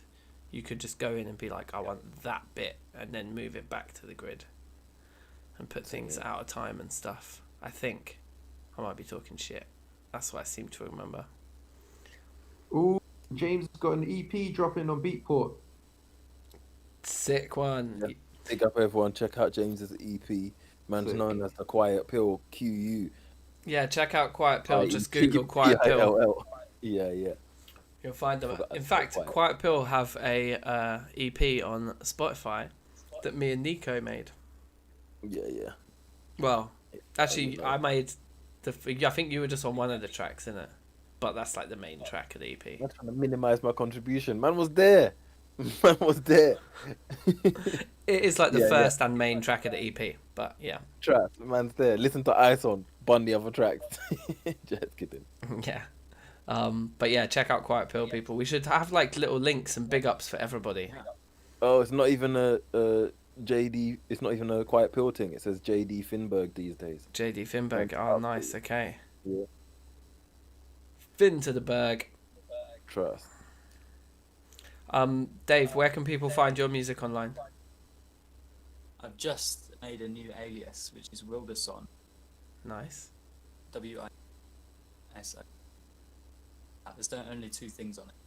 That you were cutting out. Yeah, But Daniel, you need to get like a little links port or something where people can put their things after they've made tracks. we do. Or like this. This. I mean, we need to have a little discussion about how these things happen, because like it's been 11 weeks now. This thing's starting to get some momentum. What'd be good is to like half an hour before we start the stream to get together. People can give me their links. I can put them in the description of the video, things like that. Yeah. Oh There's- yeah, there's like Wilderson. there we go. Okay, yeah, I'm gonna check that out. Wilderson, Yeah, nice. same. All right, big in the But game. yeah, half an hour before the stream is normally my dinner time because I get hungry in the session and I don't really want to like stop for half an hour to get a munch, so I eat like right before. Sweet. Look, James has dropped a single on Spotify earlier this week as well. James, tell us where we can find that. Right, bear man, I'm dropping singles and I'm just out here. If you want to catch my music, you just got to know me personally. Otherwise, it's a myth. Also, interestingly, James was just reading back on the chat, just to get back to the DAW chat. He says what you should do is write the tune on Logic, then export from Logic a MIDI file. Yeah, I saw that. Chuck that into Sibelius, and then you have the music to print out for your musicians to record it. I'm not gonna lie, none of my beats ever in the history of the world am I gonna be playing on any instruments. So- But if I ever have like an orchestra or some shit, I will do that still. Okay. I have bare sessions. Like, So it's even old beats. Graffito on Spotify. Track's called Hello. Mm-hmm. Also, for anyone that doesn't know, if you save your file on Fruity Loops as a FLP, which is like the default for Fruity Loops, it's like cool because you get the file and you get all your synths or whatever. But when Fruity Loops upgrades to next versions, it doesn't work anymore. But if you save it as a zip, it saves the other thing, yeah, because if you move your samples folder, it doesn't work anymore because that file is kind of like drawing from those. But if you save it as a zip file in Fruity Loops, then it saves your samples as well within that zip file. So to Fruity Loops upgrade, you can just open that zip file in a new version of Fruity Loops and it still works. So that's just a little thing. Nice. Is that why when I saved my file during the Fruity Loops week, I can open it up again? Yeah, so if you can't open it up again, sometimes because if you move your samples or you're using a hard drive, then it can't access those files anymore. So it just doesn't work. So I save all of my Interesting. Fruity Loops files as zip files, But which you can do. You It's must like be not. taking up so much space on your computer, saving them all. I got space. Don't worry about my space, man. But yeah. I've been doing it for years as well, so I've got like old projects that still kind of work. But you also need the synth, obviously. So if you don't have the synth, then it's still kind of dead. But yeah. Just for anyone that's found that they can't open their old Fruity Loops projects, save it as a zip. Save it as zip. Pro tips. Yeah, I think everyone chuck your links and things into the DankNStein Discord. There's a music channel, Dank Music. We can all share our releases and things on there. I think so just another way of getting it out there, isn't it? And yeah, boom. TWMTP. Cool. Nice, Well, nice. that was another good session. Productive Thursday. Finished 3 and a bit hours late, so I'm hungry again. Man, starving. Like I just I'm get quite hungry right now, actually. Yeah. Just Anyway, sharing that with The other friends. thing, yeah, cool. I mean, yeah, it was sick. And so next week is Bars Week again, guys. Cool. I will do bars. I need to actually do a rap bars because I did a singing bars last time. I'm gonna do some really hard rap bars. What we could do is we could, if you lot were up for it, potentially combine the idea of Beat Swap Week with Bars Week. Ooh. I'm on it. You want to do some lyrics to my beat that I made today? I'll finish it off.